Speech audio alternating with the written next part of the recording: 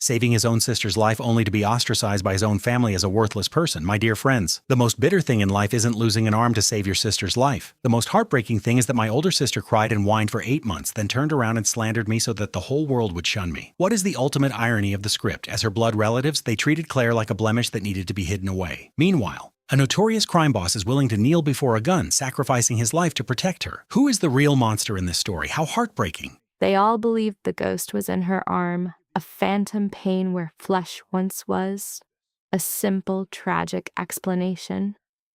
But the true haunting began with a whisper, a name. Adrian Cross. He had crafted for her a sanctuary of code and shadow, a digital haven that was, in truth, a meticulously designed trap. And soon the architect would step from the darkness. A celebration of love was hours from becoming a crucible of the mind, where Claire's talent for vanishing would prove to be her only armor. This is the tale of how the woman who lived in the margins became the one fixation a predator could not ignore. Imagine the scene: Sonoma Valley, bathed in the artificial glow of a late September sun. Here, Claire Bennett moves through the world, her sole ambition to fade into the scenery, her purse held tightly in her remaining hand. The empty sleeve of her dress is fastened neatly, a gesture her mother labels dignified, a word Claire despises, for it is merely a veil for the comfort of others. The crash, 4 years gone, was a mangled act of devotion. She destroyed the vehicle to spare her twin, Stella, who emerged from the wreckage without a single scratch, radiant. Consciousness returned 3 days later in a sterile white room. A physician delivering the sentence, "The limb could not be saved." His voice was coated in practiced compassion, while her family's sorrow was a physical weight in the air. Her sister Stella was consumed by a guilt that forged a vow of devotion, a promise whose fire lasted a mere 8 months. Now Claire exhales, observing the assembly on the immaculate grass, a tableau as polished and hollow as Stella's existence. "Are you going to jack in or what?" The voice belongs to her cousin Maya, exuding an irritating, well-rehearsed calm.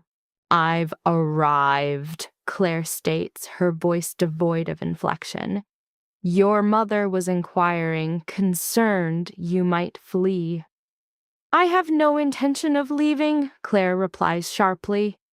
Without awaiting an answer, Maya moves toward the seating.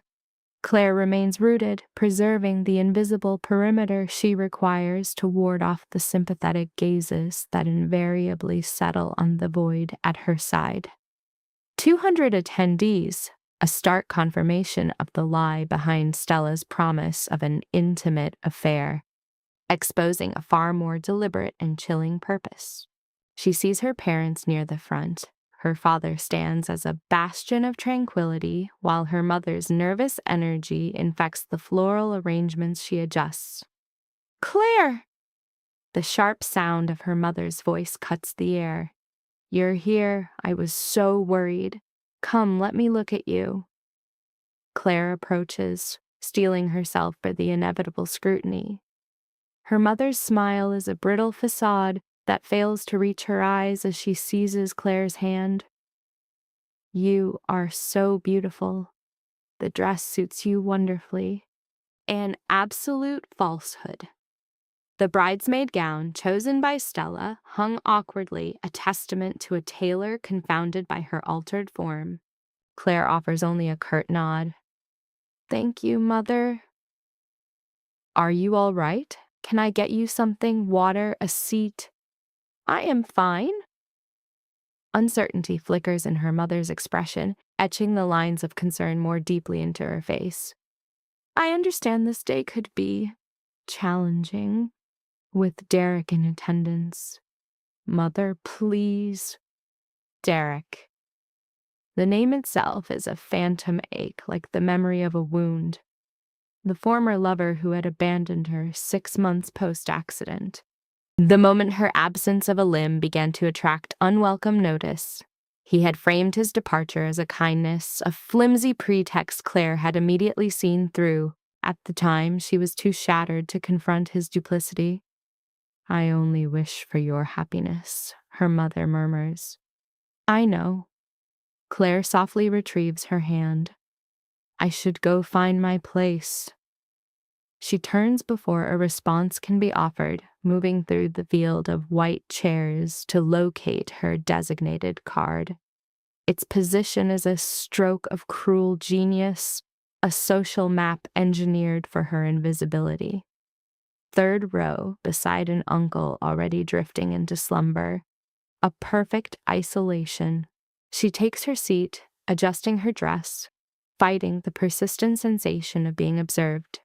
And then, the music rises. The assembly stands as one. Down the aisle, Stella materializes, a vision in white, incandescent with joy. A knot forms in Claire's chest. Before her stands her own reflection. The same features, the same frame, a brutal, breathing effigy of the person she once was. Stella is the whole, the finished design of a life from which Claire was violently severed. The remainder of the service dissolves into an indistinct hum. Claire vaguely perceives the exchange of vows, a faint tremor in Stella's voice, the concluding declaration. She performs the expected role, her limbs moving through the routine of applause and smiles, before executing a swift withdrawal to the reception to avoid being trapped. The marquee is a vast cavern of pale cloth and timber, illuminated by costly fixtures. As the band prepares to play, she intercepts a flute of champagne and dissolves into a secluded corner at the far end of the space. Her phone emits a soft vibration. The name displayed on its screen, Adrian Cross, sends a current through her. Their paths had crossed 3 months prior in a support forum, a shadowed digital alcove that had become her sole refuge from isolation.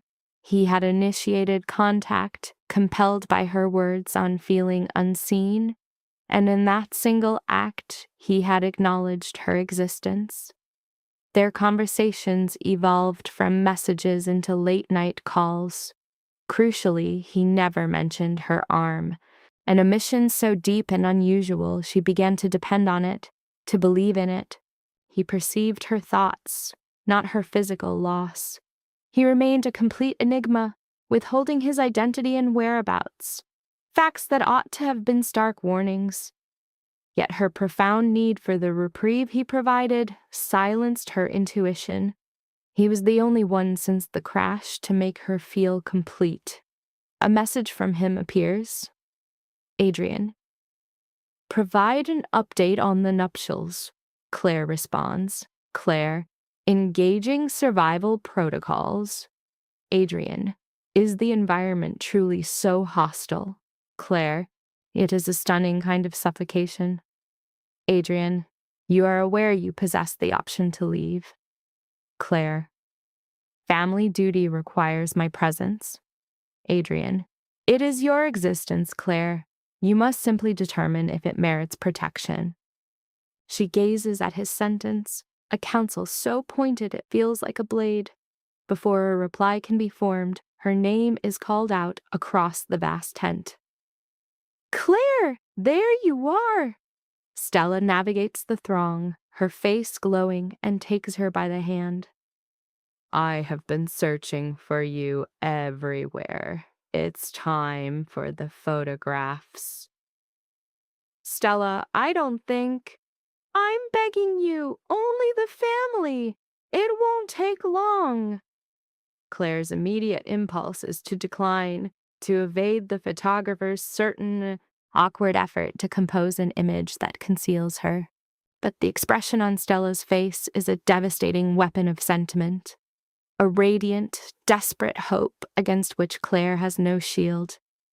"Very well," she says, the words a faint breath. Stella's grin is dazzling. "Oh, thank you. You are the greatest sister." She pulls Claire into the evening air where the family has gathered. Stella's new spouse is already fidgeting, radiating unease. "All right, people," the photographer calls. "We will begin with the entire party." They are positioned. Claire is pushed to the extreme left, wedged between her parents. The photographer adjusts his lens, and then he pauses. "Claire, dear, would you move just a bit to your right?" "Yes, just so. Perfect."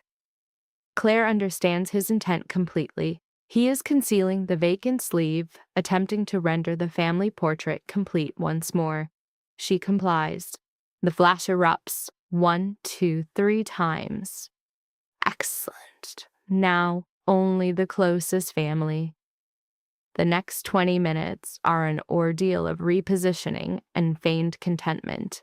Each click of the shutter feels like another part of her being is nullified. When the session concludes, Stella offers a brief, appreciative embrace and vanishes back into the celebration. Claire stands alone in the fading light, overcome by a profound exhaustion as her phone vibrates again.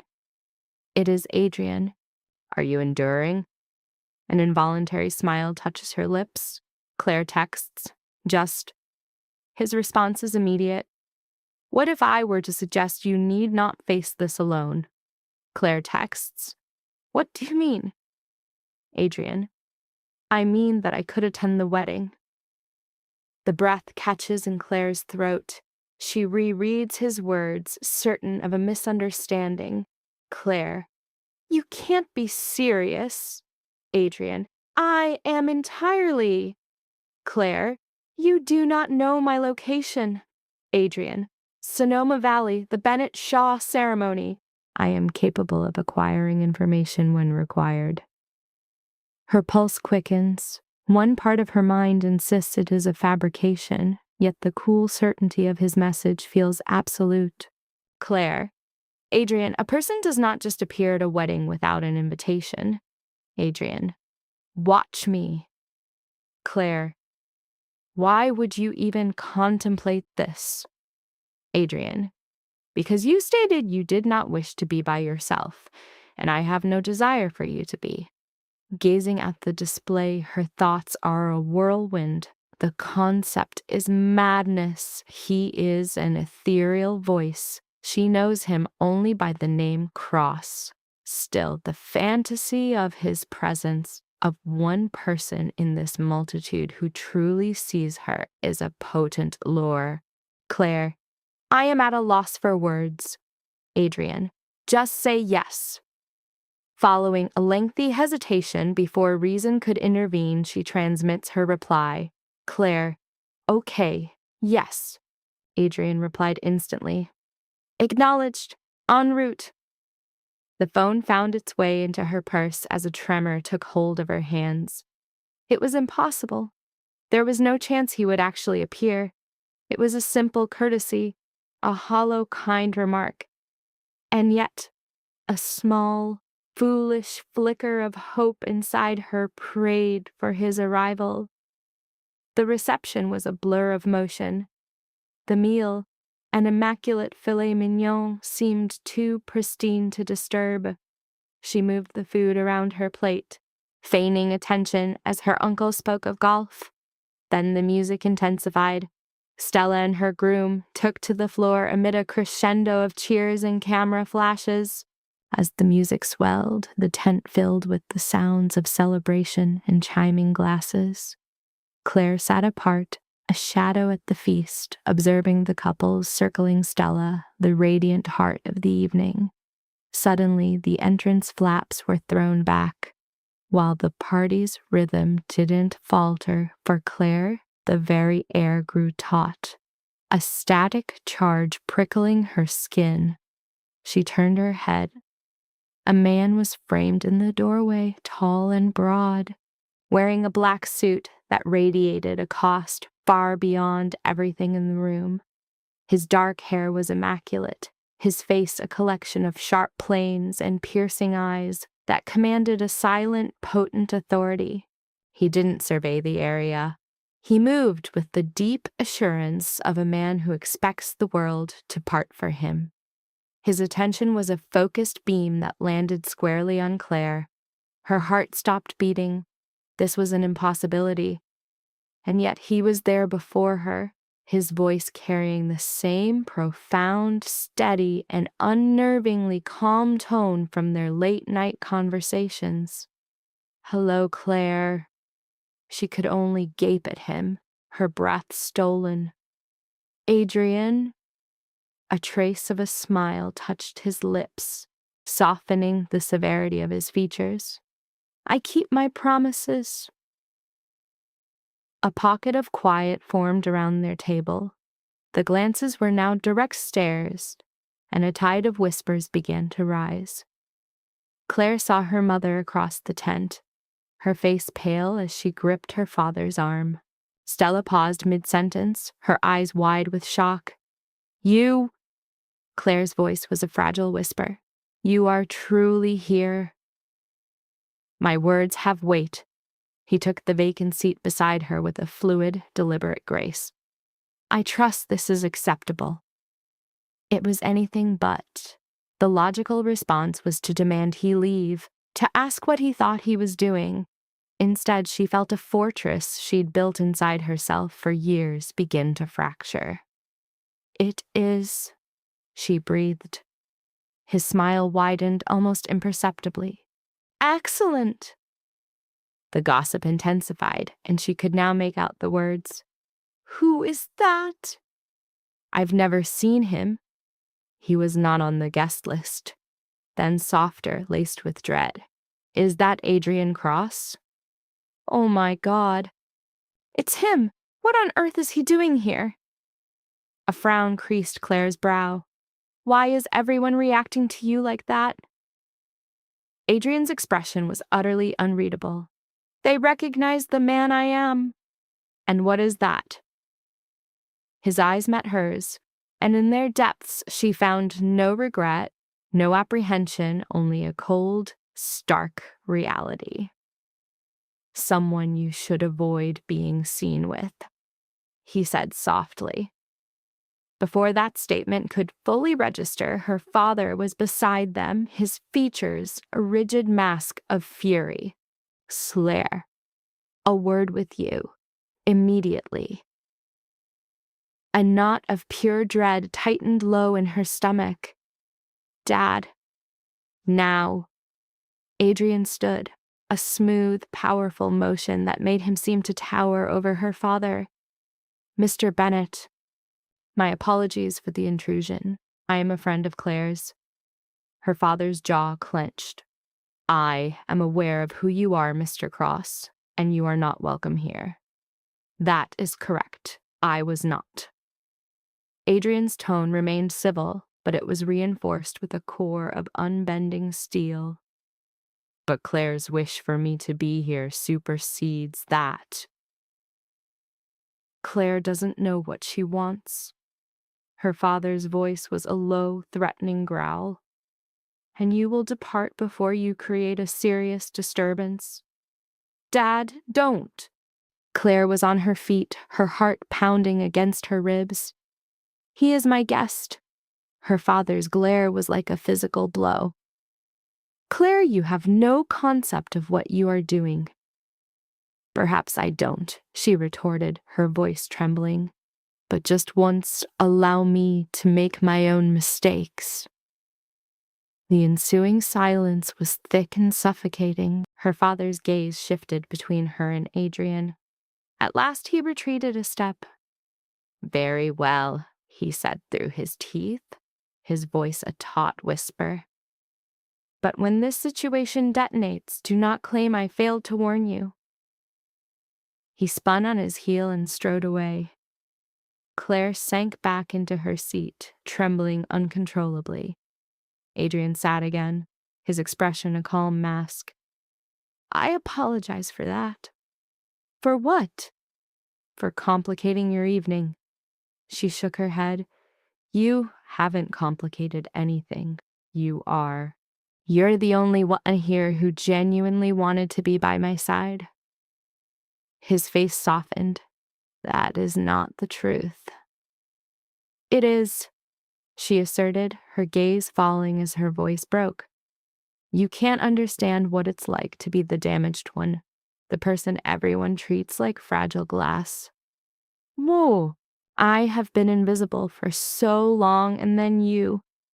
You were the first to truly see me. You made me feel tangible. Adrian reached out, his hand covering hers. The contact was warm, firm, and startlingly real. You are tangible, Claire, he said, his voice now gentle. More than you realize. She looked up, and for one brief moment the surrounding chaos dissolved. There was only the anchor of his hand and the gravity of his words. Then a scream tore through the tent. Claire's head whipped toward the sound, her heart freezing as guests surged away from the entrance in a wave of terror. 3 men stood there, dressed in black, their faces grim, all of them armed. In a heartbeat, Adrian was standing, positioning himself as a physical barrier between Claire and the entrance. "Stay behind me," he ordered, his voice now devoid of all its earlier warmth. "What's going on?" Claire's voice was a thin, frayed thread. "A complication I had hoped to avoid." One of the armed men advanced, raised his firearm, and his voice echoed through the terrified silence. "Adrian Cross, you have 5 seconds to surrender, or every person in this tent will perish." The man didn't pause, beginning his count immediately. 5.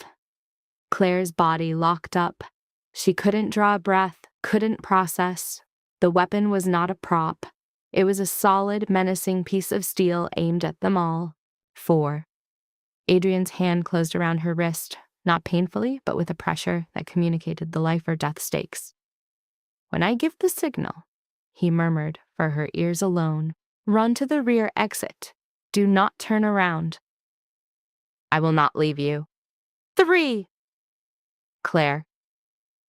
Adrian's gaze captured hers, holding an intensity that was staggering.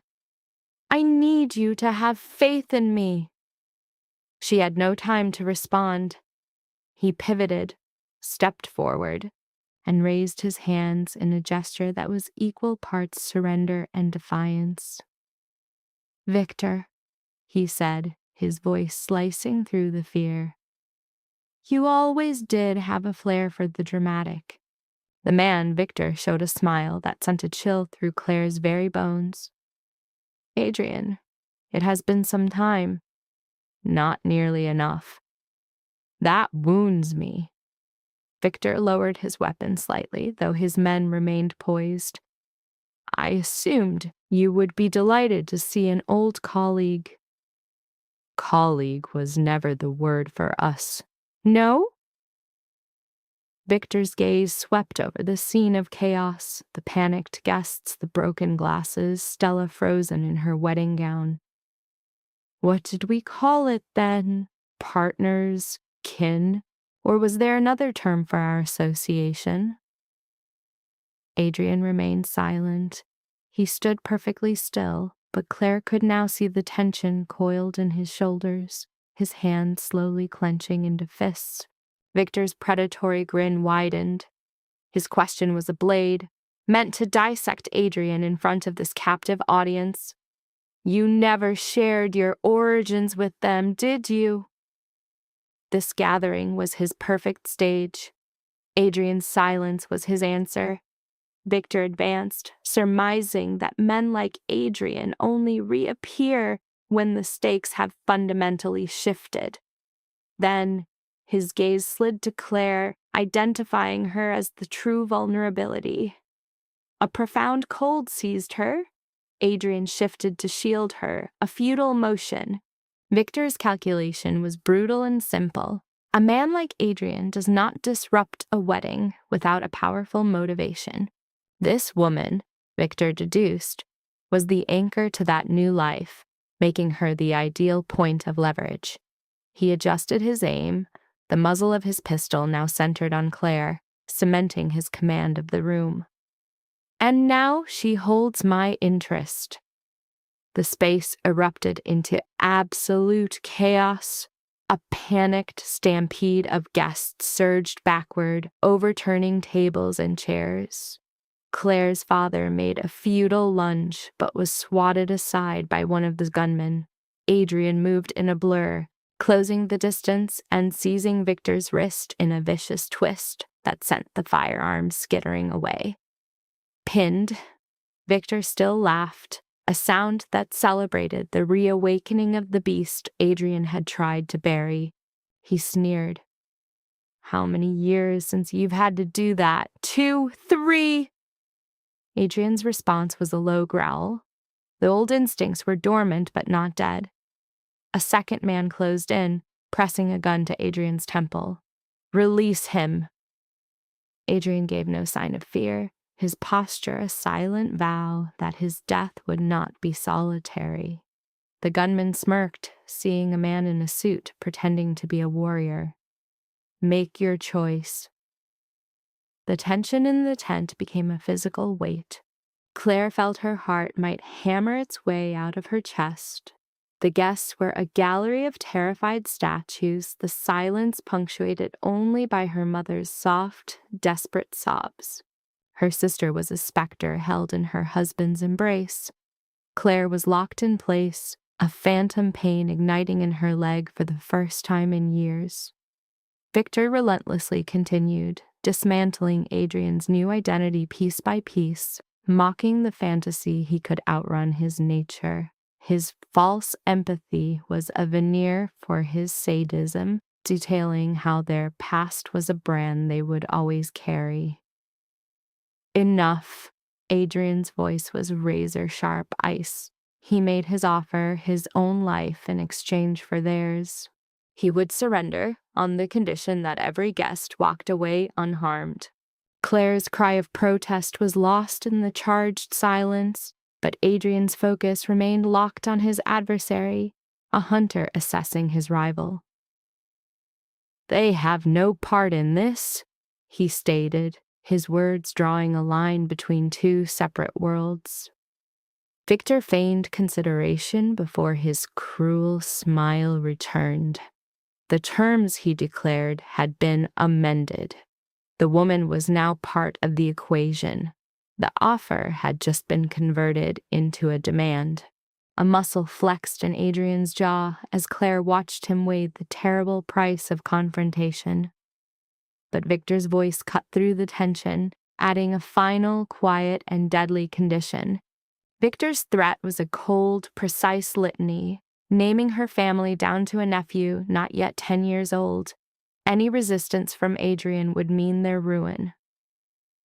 "It's your decision, Adrian," Victor murmured as the final seconds bled away. In that space of pure helplessness, Adrian broke. Composed, Victor smoothed his suit, reclaimed his pistol, and gave a slight nod. As hands seized Claire, a blow sent a galaxy of pain across her vision. The last thing she heard was Adrian crying her name, a sound torn from his soul. She saw him straining against the restraints, his eyes a war zone of incandescent rage and crushing despair. A thug pulled her to her feet, his grip like iron. "Move!" Her protest was silenced by a hand clamped over her mouth. They were marched out in a grim procession, Adrian's eyes holding hers. The chill of the night air was a cruel shock after the suffocating dread indoors. By the curb, a black SUV idled, a silent executioner. With a sharp gesture, Victor tore open the rear door. Adrian was forced inside, followed by Claire, before the door slammed with the sound of a sealed fate. As a fourth man drove, Victor sat in the passenger seat. The vehicle was moving before Claire could even draw a breath. She pressed herself against the door, trembling violently. Beside her, Adrian was a statue carved from fury, his gaze fixed on the road. Her whispered question of where they were going met the smirk in Victor's reflection. "Someplace private." "It was a place for settling accounts," he explained, his gaze finding Adrian. "You disappeared for 3 years. You created a vacuum." Adrian's voice was hollow. I was out. Nobody just gets out of this business, Victor countered. Marcos was certain you were plotting to take his territory. He noted that word eventually spread of Adrian's attempt at a normal life, complete with therapy. His stare then drifted to Claire. Acquiring attachments. The word made Claire's stomach clench. Adrian's hands formed fists. She's not involved in this. Victor only smiled. She's valuable to you, which makes her a commodity to us. It's the primary rule of the game. You're making an error. Victor shifted, the pistol now resting on his knee with an air of indifference. Am I? You're restrained. She's coming apart. My assessment seems accurate. Adrian offered no reply, but the pulse in his temple beat a rhythm of war.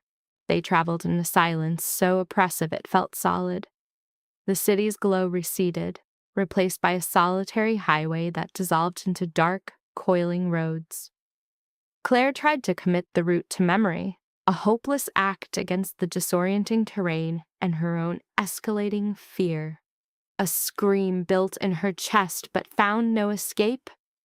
After roughly 20 minutes, the SUV halted before an abandoned warehouse, a skeletal ruin against the black canvas of the sky. Victor exited first. Get them!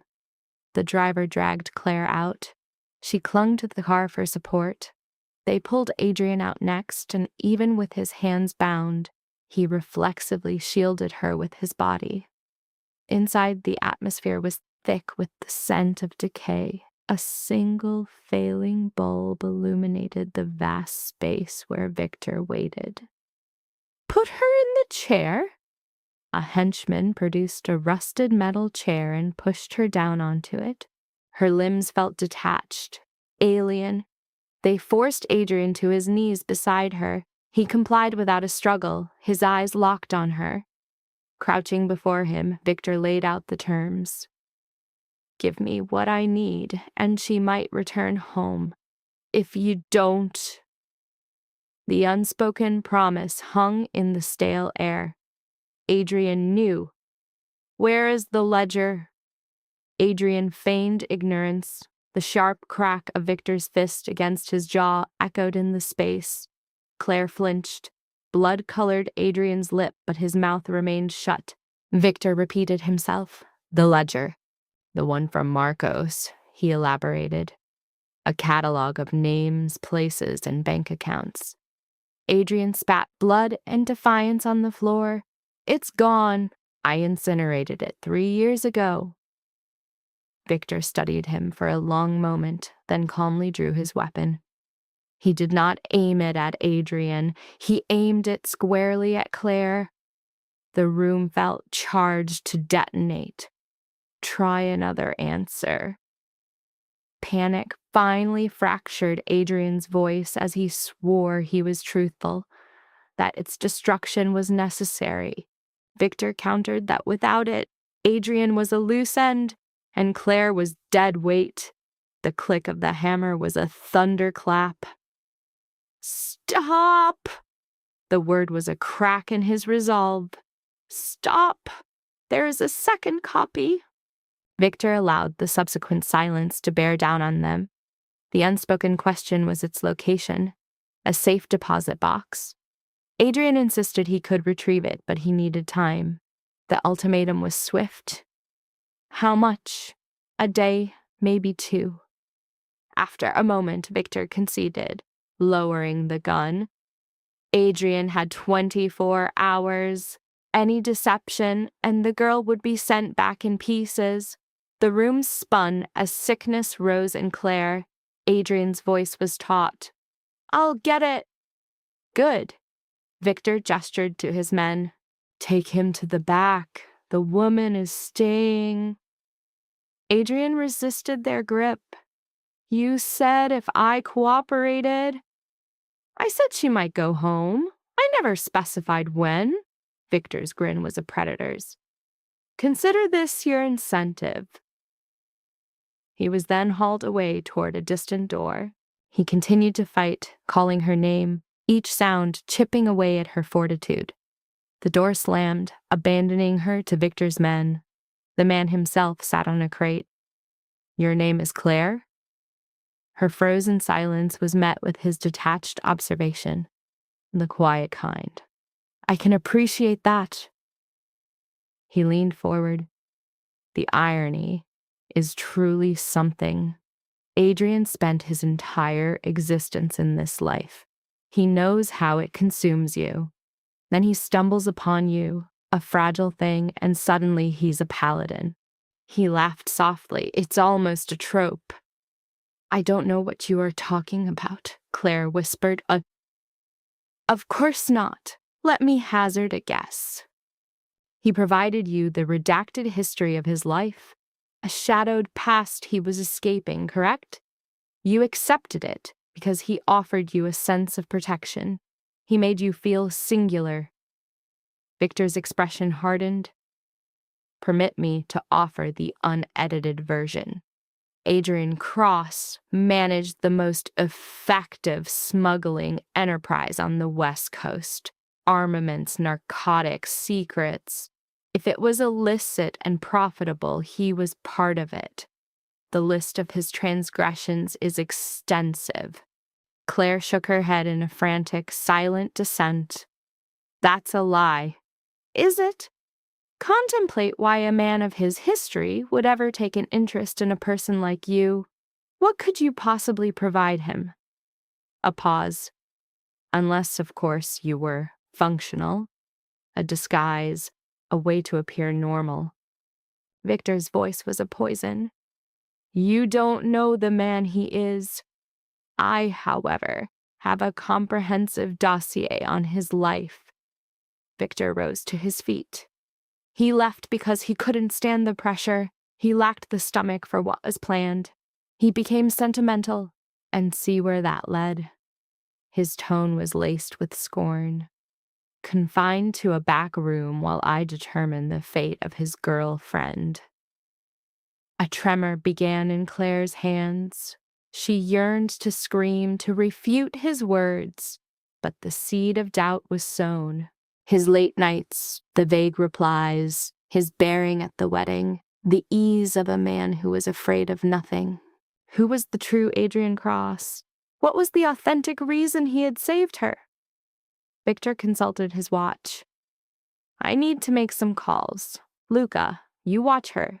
If she so much as blinks incorrectly, you will break her other arm." The man, Luca, grunted his assent. He was younger than Victor, maybe in his mid-20s, with a severe scar down one cheek. He leaned on a wall, observing her like a puzzle he was eager to solve. Victor departed. The warehouse hummed with the sound of old electricity and Claire's own ragged breathing. She sat, trying to think, but a single question screamed in her mind. How had she transformed from the invisible sister to a captive in under 2 hours? Time had begun to lose all meaning. Her phone was gone, taken during the abduction. The dress she wore was in tatters from her fall. Her shoulder ached where Luca had gripped her, and deep within this ruin, Adrian was trapped, and for all she knew, he was injured, planning, or just as terrified as she. The back door opened with a groan. Claire's head snapped up. It was Adrian shoved into the room. His hands remained bound, a fresh bruise blooming on his cheek, but his eyes were sharp, softening the moment they found her. Behind him, Victor materialized from the shadows. "There's been a slight change of plans." Luca pushed himself up the wall. "Boss?" "Marcos just called. He requires proof that Adrian is compliant." Victor strode to Claire, pulling her to her feet by the arm. "This means we are filming a short. Adrian will inform Marcos of the list's location, and if he has any clever ideas..." He pressed the cold muzzle of his gun to Claire's temple. "Well, we all know the conclusion." Claire forgot how to breathe. Adrian became utterly still. Victor, don't. Then it is showtime. They were shoved before a henchman holding a phone. Victor kept the gun firmly at Claire's head, his other hand digging into her shoulder like a vice. Action, Victor commanded. Adrian's eyes pierced the camera lens, his voice a chillingly level tone, like a fragile sheet of ice covering a storm of fear. The list is held within a safety deposit box downtown at the First National Bank, box 473. You'll find the key secured under the desk in my old residence on 7th Street. Apartment number? Victor's voice was a whip crack. 308. Flawless. Victor lowered the weapon. You see, effortless. The footage cut. Claire was shoved back into her chair as Victor instructed his men to drag Adrian into the rear. Before they could move, the primary warehouse doors imploded. Every head spun toward the breach. All Claire could process were searing headlights, a maelstrom of figures and shouts, and the blinding fury of gunfire. Her entire world dissolved into a vortex of sound and light. As the air became thick with lethal projectiles, Luca pulled Claire into the shelter of some crates. A scream tore from her throat when Adrian emerged, his hands unbound, his knuckles a mess of blood and a feral glint in his eyes. "Stay low," he bellowed above the chaos. "What's going on?" "Rival interested parties, they must have followed us." He risked a look over their cover, pulling back just as the wood beside him splintered violently. "We have to go. Can you run?" Yes. Then go." His hand closed around hers, a firm anchor towing her into the maelstrom. They weaved through the gunfight toward an exit, a frantic dash through a cacophony of absolute chaos. Claire's limbs felt weak, but Adrian's grip was an unyielding force compelling her onward. They burst from the structure into the night, the gravel lot behind them illuminated by the staccato bursts of gunfire. Adrian pulled her toward a dense cluster of trees, where they were consumed by shadow, branches clawing at Claire's face. The reports of the guns began to recede, supplanted by enraged yelling and the roar of engines. Hidden deep in the woods, they collapsed behind a massive fallen tree, lungs burning, Claire's body racked with uncontrollable tremors. "Are you injured?" Adrian's hands were on her face, his touch urgent and assessing. "I'm not. I can't tell. Focus on me. Claire, look at me." She met his gaze. His face was streaked with grime and blood, yet his eyes held a profound calm amidst the ruin. "We will be safe," he vowed, stating it as an undeniable truth. "I give you my word." "You can't promise that." "I already have." The snap of a branch froze Adrian, and he instinctively shielded her with his body. The source was only a deer, startled by the clamor and fleeing into the forest. He exhaled slowly. "We need to keep moving, put some distance between us and them." "Where are we headed?" "Town is roughly 3 miles to the east. We can get help there." "And Victor?" "Victor has far more pressing problems at the moment." "Oh." Adrian helped her to her feet again. "Come on."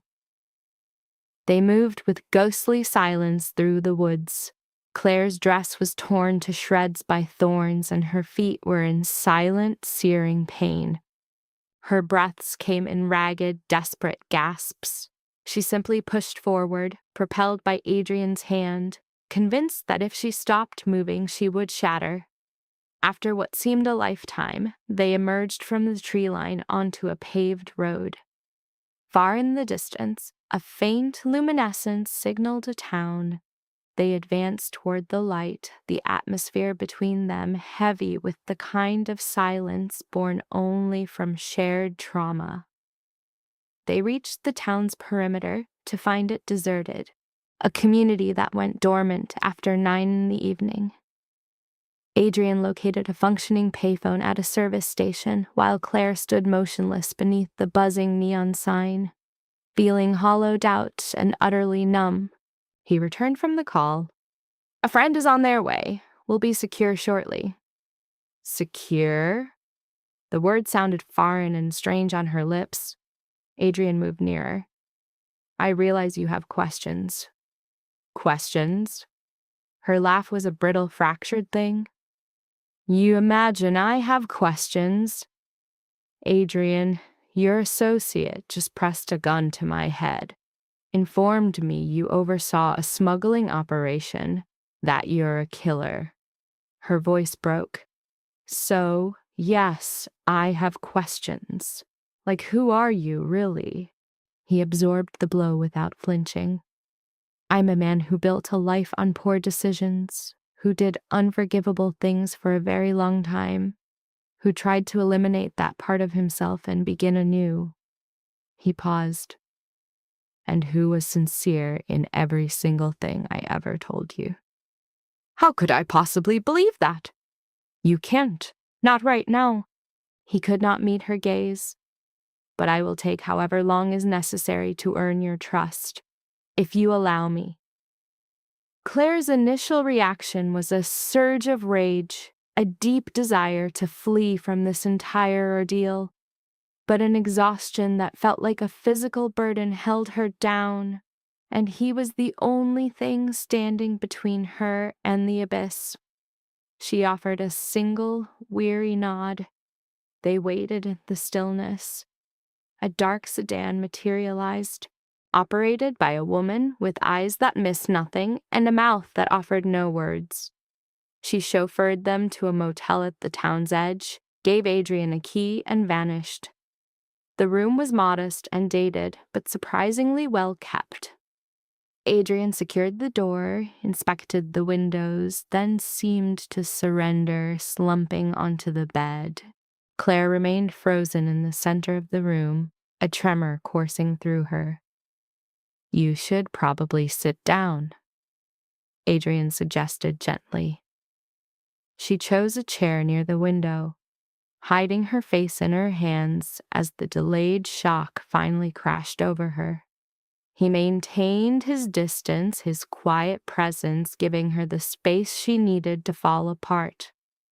Once the trembling subsided, she asked him what their plan was.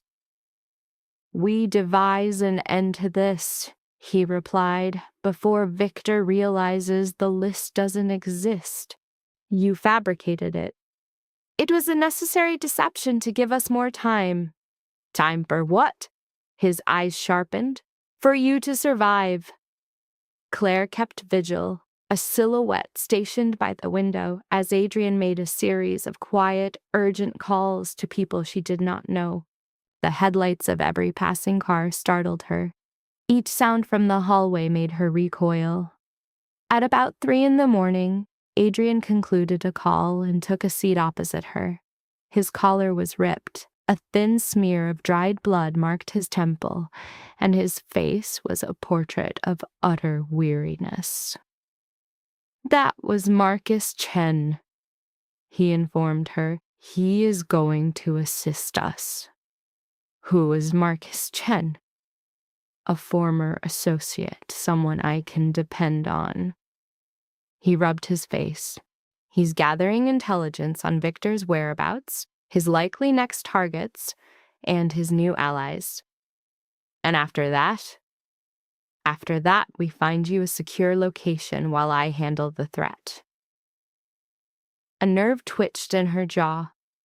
"Meaning while you revert to being that person." "No, it means while I clean up the disaster my own hubris created when I thought I could just disappear." He looked directly at her. "I never intended for you to be part of this, Claire. You must believe that." I don't know what to believe any longer, she stated, her voice devoid of emotion. You allowed me to think you were a normal man with ordinary troubles. And all that time you were what? A felon? A trafficker?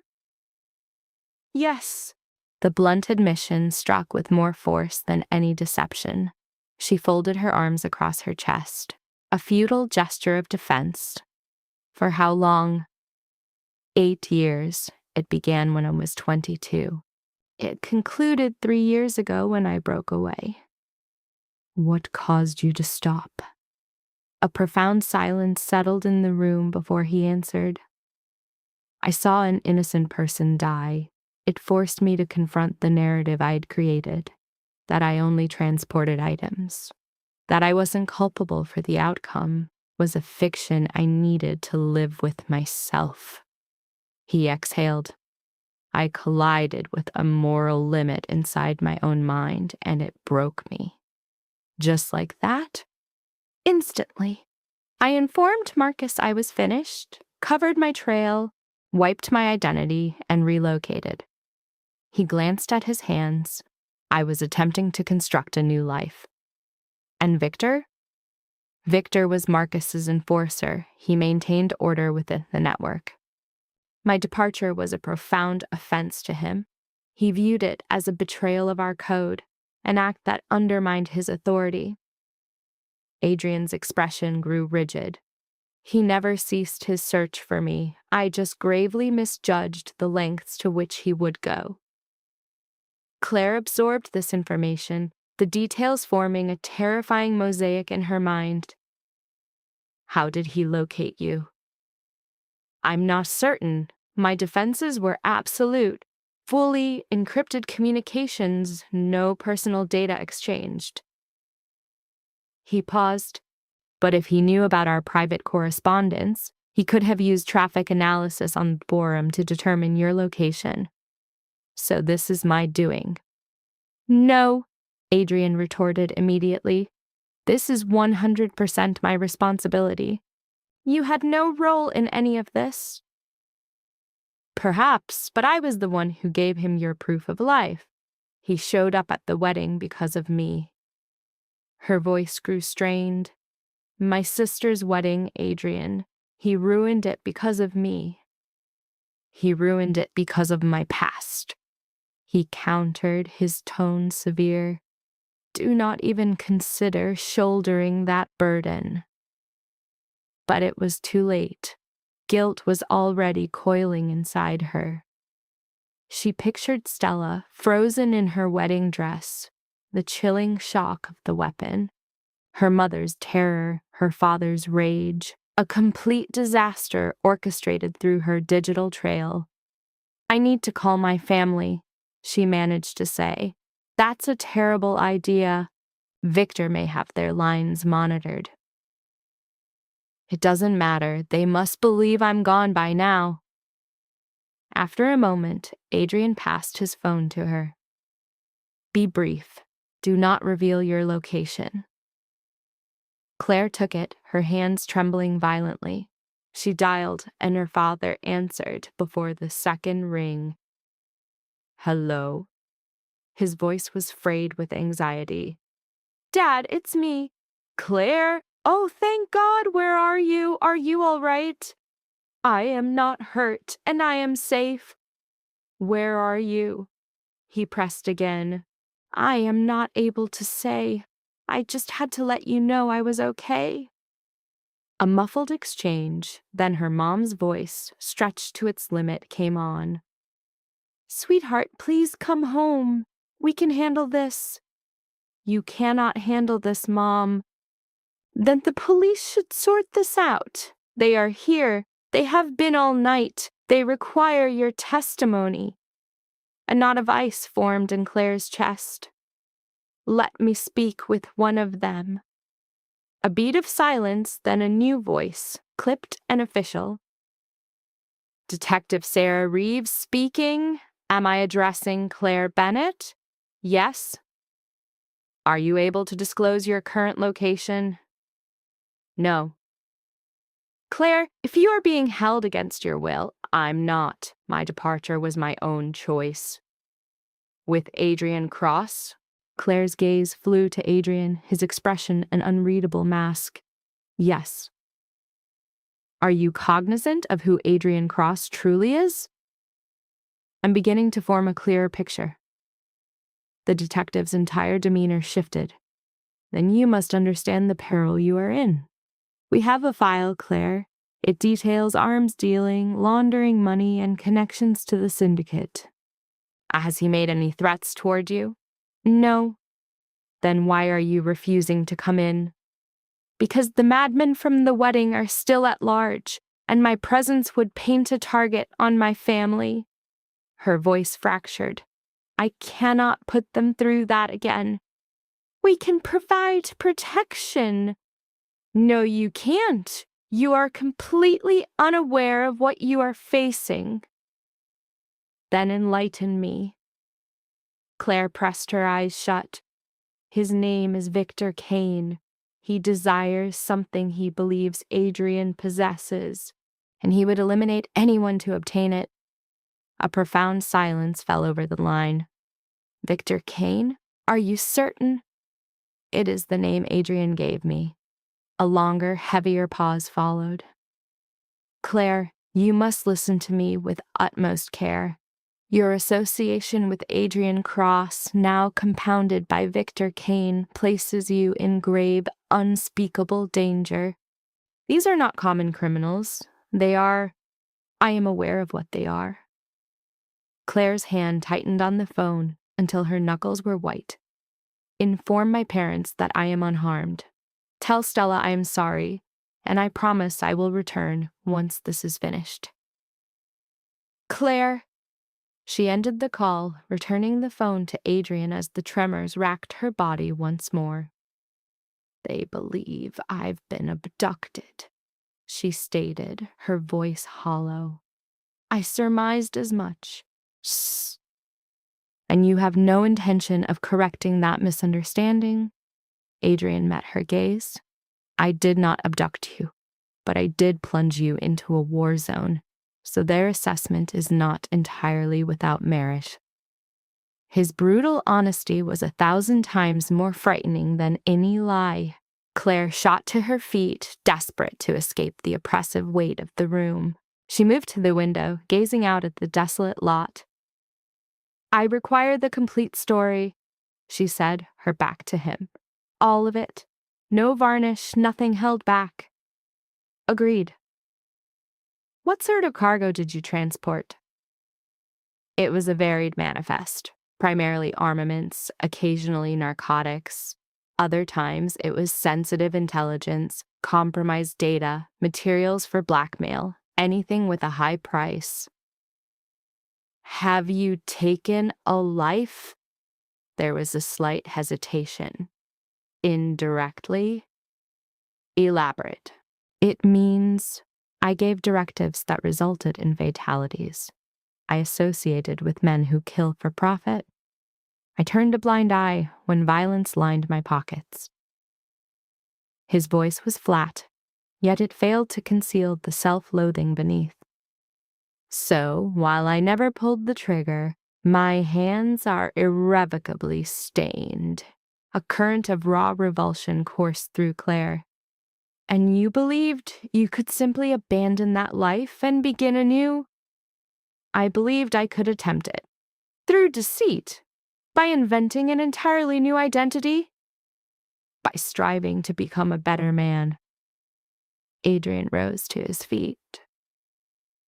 I understand the appearance of this. I know what you must be thinking of me, but the desire to change, the sickness I felt for what I was, that was genuine, Claire. What we had was genuine. Do not. She whirled to confront him. You will not pull me into this vortex of self-pity. You will not use me as the instrument of your redemption. That is not what I am doing. Then what is it you are doing? I am saying that my time with you was the first time I felt human and not like a weapon or a target. Perhaps that was a selfish act. Perhaps I should have kept my distance, but I did not. And this is our reality. I will do whatever is necessary to ensure your safety, even if it culminates in you despising me. Claire merely observed him. She saw a raw, almost pleading look in his eyes, and defying all logic, after the deception, the danger, the complete collapse of her existence, a small, rebellious part of her still wanted to believe him, a notion she knew was pure madness. "I need to get some air," she uttered. "Claire, it isn't safe.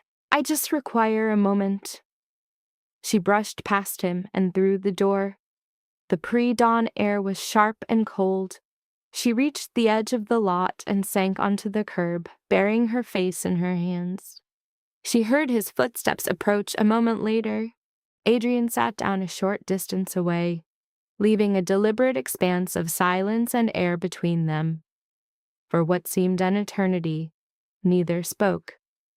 "When I was in that warehouse," he began, "the only image in my mind was you with Victor. I knew his strategy. He would be getting into your head, whispering that I was using you, that you were nothing but a pawn." He studied her face. "Am I mistaken?" Claire gave no reply. "He has a talent for it, for discovering the single most sensitive nerve and applying pressure. It is why Marcus retained his services for so many years." Adrian toyed with a piece of gravel.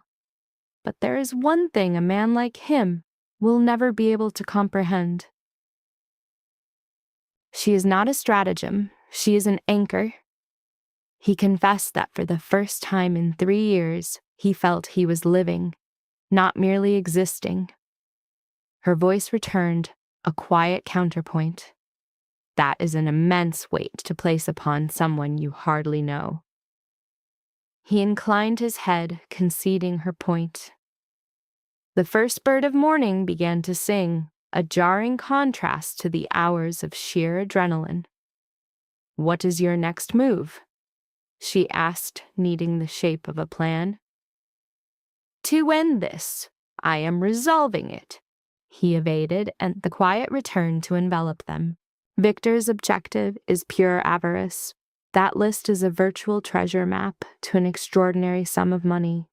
It holds names, accounts, shipping channels, a veritable goldmine of data. The plan is an incredible gamble, to trade a flawless forgery for Adrian's freedom."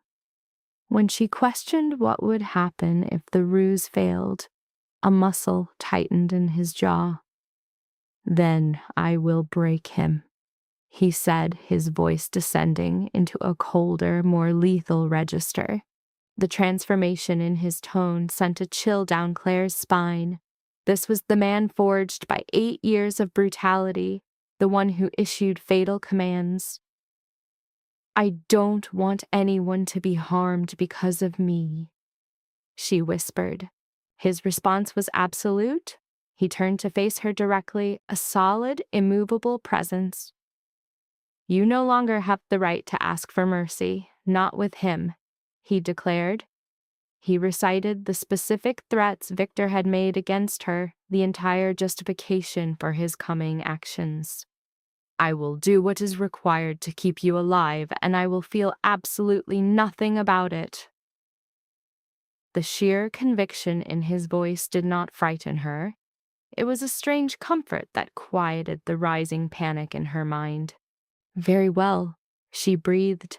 The simple phrase seemed to unbalance him. "Very well?" "Very well, do what you must." He searched her eyes, seeking some deception. "You are certain?" "I am exhausted, Adrian, and I am terrified beyond measure." Her admission continued, the words sounding frayed with weariness. "And I have no idea whom I can trust, but you came back for me. So yes, I am certain." A measure of the hardness in his features seemed to dissolve. He reached out, a slow, measured motion, and enveloped her hand in his. His palm was warm, his skin coarse with calluses. "He will not lay a hand on you again," he vowed. Claire squeezed his hand once before releasing it. "We should return inside." They walked back into the room as the sunrise began to streak the sky, not with promise, but with the pressure of a ticking clock. A vibration from his phone caused the muscles in his jaw to clench. "What is the strategy?" she asked. "Marcos has provided intelligence. Victor is no longer operating alone. He has reawakened some old phantoms." He read the message on his screen. 3 of them from his former assassination team. They are convening at a location downtown. "And for what reason there?" "Because I informed him that was the site of the First National Bank, the fabricated location of the safety deposit box." He let out a low curse, his expression tight with frustration. "He is about to verify my story, discover the deception, and then the real pursuit for us will begin." "Understood," she replied, her mind already working. "What is our time frame?" 12 hours, perhaps. It could be shorter if he is efficient. "Then we must reach him before he can reach us." He stared at her, attempting to process the sudden change in her approach. "What are you proposing?" "I'm proposing that Victor anticipates your retreat. He is counting on you to hide me away and go to ground, attempting to shield me from the shadows." A surge of pure adrenaline electrified Claire, yet her voice remained as steady as granite. "So, we are going to do the one thing he would never anticipate." "We are going straight to him." "That is a guaranteed death sentence," he retorted. "Every moment of the last 24 hours has been utterly insane," she countered, her arms crossed like a shield. "You said you would do anything, so let us do this. We present him with a prize he desires, he allows us to leave, and this entire nightmare concludes." "Claire, you do not comprehend what you are suggesting." "Oh, I comprehend perfectly. You are going to create a duplicate of the list, one that appears authentic. And I will be the one who delivers it. No, there is no possibility. He will not harm me if I represent his payday." "You cannot be certain of that. And you cannot be certain that he will," Claire countered, closing the space between them. "This decision is mine, Adrian." She called him on his pattern of making all her choices, the warehouse, this supposed sanctuary. "This time, I am the one who determines the course. And I am determining that I am finished being a pawn on the board." He simply watched her, his mind visibly racing to keep up with this evolved version of her. Something flickered across his face before he offered a slow, hesitant nod. "Fine, but we proceed my way. My protocols. The very instant something seems wrong, you withdraw. You leave, without hesitation." "Deal." He took out his phone. "I must get the necessary assets into position." As he began his calls, she sat with the immense gravity of the move she had just made. Only a day before, her gravest concern was navigating polite chatter at a wedding. Now she was brokering a meeting with a man who wanted her dead. Her phone, which she'd written off as lost, began to buzz from his coat pocket. He retrieved it and held it out to her. "It hasn't been quiet for a solid hour," he remarked. The display was a painful mosaic of unanswered calls and panicked messages from her family. A sharp pang of sorrow and remorse constricted her heart as she read them. One name stood out, glowing like a fresh injury. "Stella." "We must speak. It's an emergency. Please call." When Claire dialed, Stella answered before the first ring finished. Claire, my God, what is happening? I'm okay. I just can't get into all of it right now. The police are at the house. They said you went with him. That he's some kind of monster. It's so much more tangled than that, Stella. Is he forcing you to be there? No. Then why are you not home? Claire pressed her eyes shut, trying to will the world away. Because the men who ambushed your wedding are still searching for me, and I can't return until they've given up. A moment of quiet passed before Stella's voice returned, fragile and defeated. This is entirely my fault. What are you saying? That man, Victor, he was only at the wedding to find you because I was the one who let him know you would be there. Which means if I hadn't, her voice broke apart, if you hadn't shown up, you'd still be safe. Stella, that's not true. Yes, it is. And there's more I need to tell you. Something from a long time ago. Stella inhaled unsteadily. I was cruel to you, Claire. After the accident, I shut you out. Because the guilt was eating me alive. Every time I saw you, it was a reminder of what you sacrificed for me.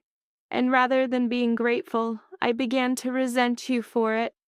Claire felt her throat tighten. Stella, no, just let me finish, please. She drew another shaky breath. I spread lies about you. I told everyone you weren't handling things well, that you were making it difficult for all of us. The anatomy of the betrayal was laid bare as Stella confessed to fabricating a crisis. I made you into the problem so they would stop paying attention to us. Her voice finally shattered when she admitted to poisoning their entire circle of friends against Claire. But Claire's response, stop, was less a request and more a decree. A raw, vacant laugh met the admission. For 4 years, you allowed me to think I was losing my mind, but it was you. Hearing the tearful confession, Claire stated a cold, immutable fact. Sorry doesn't fix this, Stella. Stella's pitiful attempt to frame her betrayal as a tragic error. I never, ever meant for you to be harmed, was met by Claire's furious tears and a sharp, it's far too late. Then a sudden pivot revealed her true nature. Wait, just answer me. Are you okay? Claire's gaze flickered to Adrian, who was absorbed in a quiet call of his own. I don't know if I'll ever be fine, but I'll get there, she vowed, ending the conversation. When Adrian approached, asking if she was all right, her answer was classic. Not even in the same galaxy as all right. Marcus is on board. He's creating a list for us. A forgery so perfect, Victor will never know. Their tech expert's caution was unambiguous. They had only one attempt. If Victor identified the forgery before they vanished, it was all over for good. He won't, Adrian insisted, as if his will alone could make it so. You can't be certain of that. No, but I am absolutely finished with being afraid, Claire stated, rising to her feet both literally and figuratively. From there, the plan entered its most torturous stage, the wait. Marcus, a man who seemed constructed of frayed nerves and copper wire, arrived near noon and began his work, leaving Adrian to pace and Claire to fend off catastrophic visions. Marcus lifted his hands from the keyboard, announcing, "It's finished!" Adrian moved closer to inspect the screen, an impeccable fabrication of names and figures, built to pass for the real thing. This will pass scrutiny, Adrian confirmed. It's rooted in reality, Marcus clarified, adding that half the information was genuine before he erased his own records. His gaze shifted to Claire. This is her play. It was her strategy, Adrian affirmed. When Marcus questioned if she grasped the stakes, Claire retorted, "Do I look like I don't?" A faint smile touched his lips. Point taken. He slid a burner phone across to her. A ghost. Completely untraceable. Use it to set up the exchange. The unstated question lingered between them. One last opportunity to call it all off. Her decisive shake of the head was a clear and resounding no. Adrian placed the call.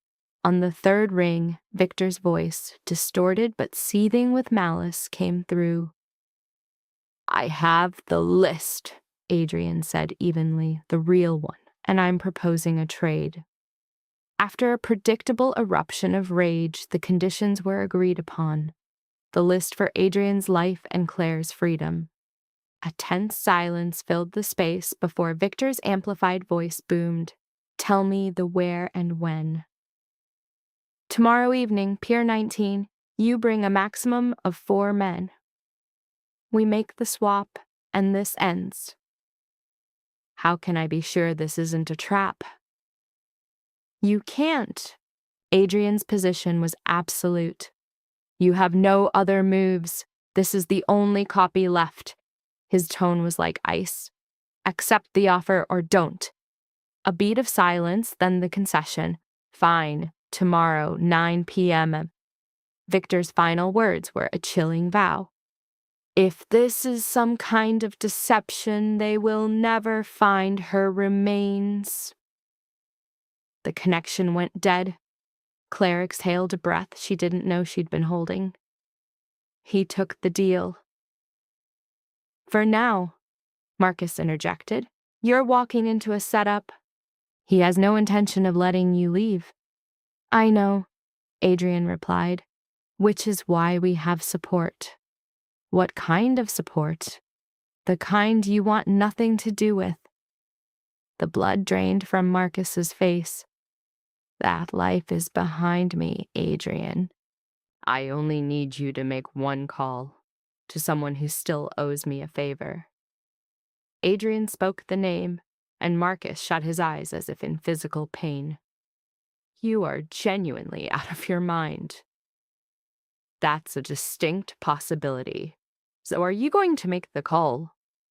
After a moment that stretched into an eternity, Marcus gave in. "One call, that is it. Then I'm a ghost. That's everything I need." 20 minutes later, Marcus was gone, appearing to have aged a decade. Claire turned to Adrian at once, demanding to know who he called. "A past associate of Marcus," he explained. "Someone with enough influence to ensure Victor honors the deal." "And if this person doesn't show up, then we adapt." Claire let out a sharp, brittle laugh. "That's an awful plan." "Yes," Adrian conceded. "It is." Darkness fell. They forced down a meal that had no taste and attempted to sleep in turns, though true relaxation was impossible. Every time Claire closed her eyes, she saw Victor's expression and the muzzle flash of a weapon. Dawn found her utterly drained, a hollowed-out version of herself filled with a mixture of terror and resolve. The old coffee machine in the room produced a brew that tasted of burnt ash. "You don't need to go through with this," Adrian said, for what felt like the 100th time. "Yes, I do." "Adrian, if I don't see this through now, what is the end game?" The question hung in the air without an answer. Victor would never cease his pursuit, never stop his threats, never stop reducing her world to cinders. She set her mug down with a thud. "This is the only exit I have, so I'm seeing this chaos to its conclusion." After a long, appraising look, Adrian simply gave a nod. "Very well then, let's prepare." their day dissolved into a flurry of tactical preparation. Adrian walked her through the operation 3 full times, drilling every action, every reaction, and every nonverbal cue for when things fell apart. She fought to commit to memory the specifics of a plan that seemed utterly deranged. At around 4 o'clock, the burner phone rang. He picked it up, listened, and his expression hardened into a mask of stone. "Understood," he said. "We'll be there." He ended the call and looked at Claire. "That was Marcus. Our support is confirmed. They will be in position by 8:30. "Did he say who they are?" "No," and I was careful not to ask. From the edge of the motel bed, Adrian outlined the brutally simple logic. The less information you have, the greater your odds. If Victor began to interrogate him for details, he couldn't reveal information he never possessed. Claire completed the thought for him, hating how logical it was. They left the motel at 7, getting into another untraceable car Marcus had arranged. As they crossed the bridge, the city lights below felt dreamlike, a spectacle she might be witnessing for the final time. She violently pushed the notion away. Pier 19 was a corroded artifact of the industrial age, a waterfront stretch abandoned to decay when shipping operations relocated a decade ago. It was a boneyard of skeletal buildings, the sort of location people went to vanish. Adrian killed the ignition 2 blocks from their destination. They waited in complete silence. "Have you memorized the signals?" Adrian questioned. "Touch my left ear, you disappear. Hand in my pocket, you're right behind me." "Use my full name and I'm gone. If you tell me to get out, I'm gone." Claire's voice was perfectly level, a stark contrast to her shaking hands. "I know the strategy, Adrian." A hairline fracture appeared in his stoic facade. "I am sorry for every part of this, for dragging you into my life, for—" "Stop apologizing and concentrate on keeping us from getting killed," Claire cut in sharply. "You can work through your guilt complex later." The barest trace of a smile flickered on his lips. "Understood." They emerged into the night, the air heavy with the scent of salt, grease, and rot. From the glove box, Adrian retrieved a compact, black pistol. A cold fear tightened in Claire's stomach. "You said there would be no weapons." "I said I would try for a peaceful exchange, but I'm not going in there utterly vulnerable." He seated the magazine with a cold click, the weapon disappearing behind his back. Close behind me. Ahead, the warehouse waited, a hollow skull with vacant windows for eyes. Claire could feel her own pulse beating a frantic rhythm against her bones as they approached the figures within. Victor and his quartet of shadows. Their leader was centered, radiating a placid arrogance. "Adrian Cross." Victor's voice cut the air from 20 feet away. "Punctual. I'm almost touched." Adrian's response was clipped. "Let's finish this. Where's the drive?" He displayed the memory stick that Marcus had provided. "I have it. Where is your employer?" "Marcos is above such meetings now. You're aware of the arrangement." Victor's gaze slid to Claire. "We meet again, my dear. You look dreadful." She knew it was the truth. She was grimy, spent in the tattered remains of her clothes, yet her chin lifted in defiance. The sentiment is returned. A low laugh escaped Victor. "Ah, a spark remains. I appreciate that." He gestured to Adrian. "The device. Let's find out if the deception is finally over." As Adrian stepped into the space between them, Claire held her position, eyes locked the surrounding men, the ghost of her missing limb aching with a fire only adrenaline could stoke. Adrian paused 10 feet from Victor, the drive extended like a fragile peace offering. Victor made no move to accept. This was never a negotiation, it was a reckoning. How can I be sure this is genuine? The query hung in the humid air, a challenge to the entire charade. Connect it and see for yourself, Adrian countered, a gamble he knew Victor couldn't take. I don't carry a computer to these exchanges, you fool. The retort was a dead end, closing Adrian's gambit. Then you'll need to take my word for it. Victor's faint smile vanished, the veneer of decorum dissolving. Your word? From you, that's humorous. Using his phone, Victor began to unravel Adrian's fabrication. My contact at the bank verified a curious detail. The security box you mentioned is a fiction. It was never registered. Adrian's expression was stone, but Claire noticed the tightness in his shoulders, the first sign of a fracture.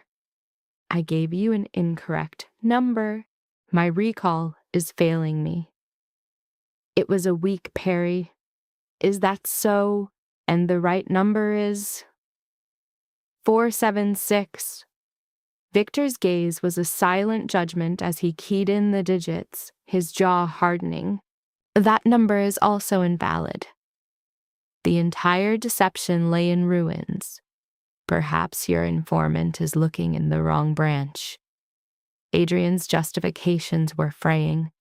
Or perhaps you've been manipulating me from the start. And just like that, the dialogue ended and the bloodshed was imminent. Victor's hand slid beneath his coat. This drive is therefore meaningless, and you have wasted my evening. The drive is legitimate, Adrian cut back, his tone like sharpened steel. The information is intact. Names, ledgers, pathways. If you require verification, bring it to Marcos. Let him inspect it. But I'm done with this charade. The power play was futile. Your involvement ends when I say it does. The pistol materialized in Victor's grip, a seamless part of his will. This is the new arrangement. I acquired the drive. I acquired the female. You will turn and leave, and pray I don't choose to hunt you down. In that moment, Claire became a trophy. This was not our arrangement. Adrian's protest to a shattered pact was meaningless. The conditions have been altered. The pistol, now the arbiter, settled on Claire. So, what is your choice, Adrian? A futile death for her sake, or the wisdom of retreat? It was the final test. Self-preservation or a foolish, noble end? Adrian's hand began its instinctive journey to the small of his back. I advise against it. Victor's voice was low, yet carried the weight of a death sentence. My men are armed with long guns. That piece will never clear its holster. Claire's gaze swept the shadows, finding the truth. Crimson points of light danced on Adrian's shirt, the unblinking eyes of marksmen concealed in the decay. Adrian's hand halted, caught between impulse and annihilation. Victor's grin returned. The superior choice. Now step back. Adrian remained rooted. Claire, go! No, she breathed, rejecting the role of a sacrificial piece. Claire, I will not abandon you. A sneer contorted Victor's features. How sentimental. She mistakes this for courage, believes her presence alters anything. His verbal poison was then directed at Claire. Darling, this isn't bravery, it's innocence. This man ruined people for 8 years. A cheat, a weakling, a liar. Do you truly believe some tender messages make him worthy of your life? And in that instant, The entire narrative shifted. "I don't believe he's worth my life," Claire declared, her voice trembling but resolute. "I believe I'm finished with men like you defining my value." It was an open insurrection, a reclamation of self in a system built to break her. For a moment, surprise or perhaps uncertainty crossed Victor's face. The scene was no longer his. Claire took a step. "You want the device? It is yours. You want Adrian? He is yours. But you will not have me. I am leaving this place." Her words were an ultimatum, carrying an implicit challenge in the quiet air. "You will have to put a bullet in my back." "Claire, no." Adrian's plea was lost to the darkness as she began to move, an incredible act of rebellion. Fear traced a cold line down her back, but her feet did not falter. Victor raised his weapon. "Halt," she continued. "I said halt." She was now a mere 5 feet from him, close enough to witness the fury in his expression, to catch the scent of old tobacco. "You will not fire," she stated, her tone low and certain. "The moment you do, Adrian ends you. Your marksman won't matter. His sole action will be your death. We are both aware of this. Let's not pretend otherwise." She had weaponized their understanding of Adrian's nature. For a heart-stopping eternity, the only sound was the tide. Then he let the gun fall. "You possess considerable audacity," he conceded. "I will grant you that much." A wave of relief washed over Claire, so potent she nearly buckled, but she willed her legs to stay firm. Victor's eyes shifted beyond her to fix on Adrian. "She is correct, is she not? You would have taken me with you, knowing you had but a fraction of a second?" Adrian's answer was immediate, without a trace of doubt. "Yes, that is exactly the outcome." The raw calculus of certain shared annihilation had won. Victor holstered his pistol. "Very well. She is yours. The drive is mine. This is concluded." Adrian offered the small piece of tech. Victor inspected it briefly, then slipped it into a pocket. "If this is a forgery," he cautioned, "it is not. It had better be authentic." Victor retreated a pace. "Leave before I reconsider." Adrian was beside Claire in a heartbeat, his hand closing around hers as they began to back away, never breaking eye contact with their foe. They covered 10 feet, then 20. Victor's voice sliced through the strained silence. "Adrian, a final word." They froze.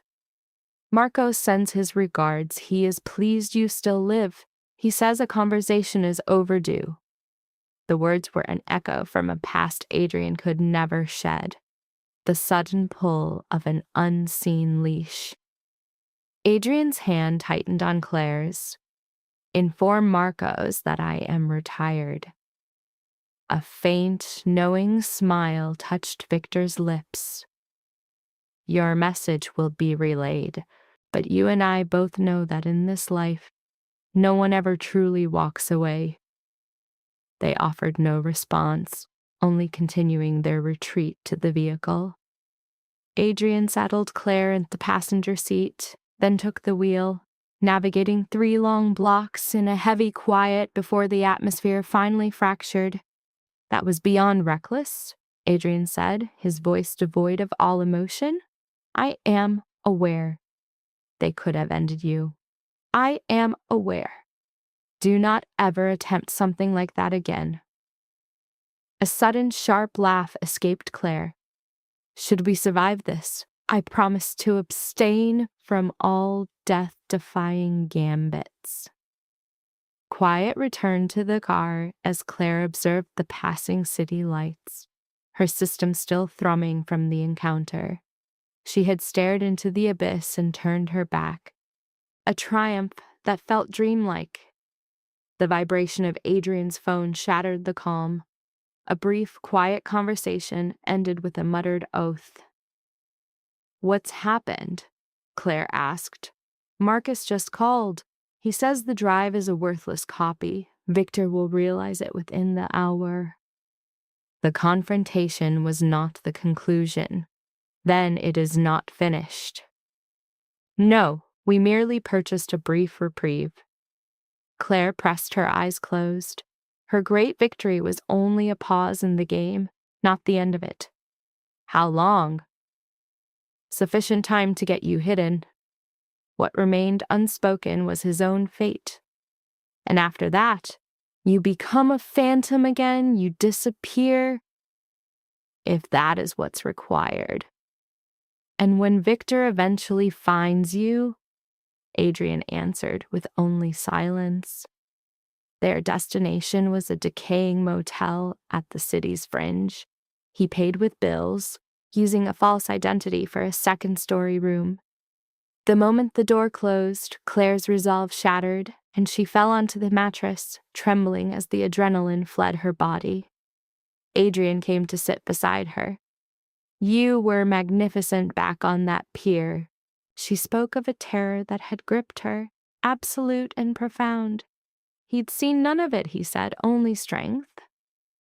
But the tremor in her hands, she insisted, was no illusion.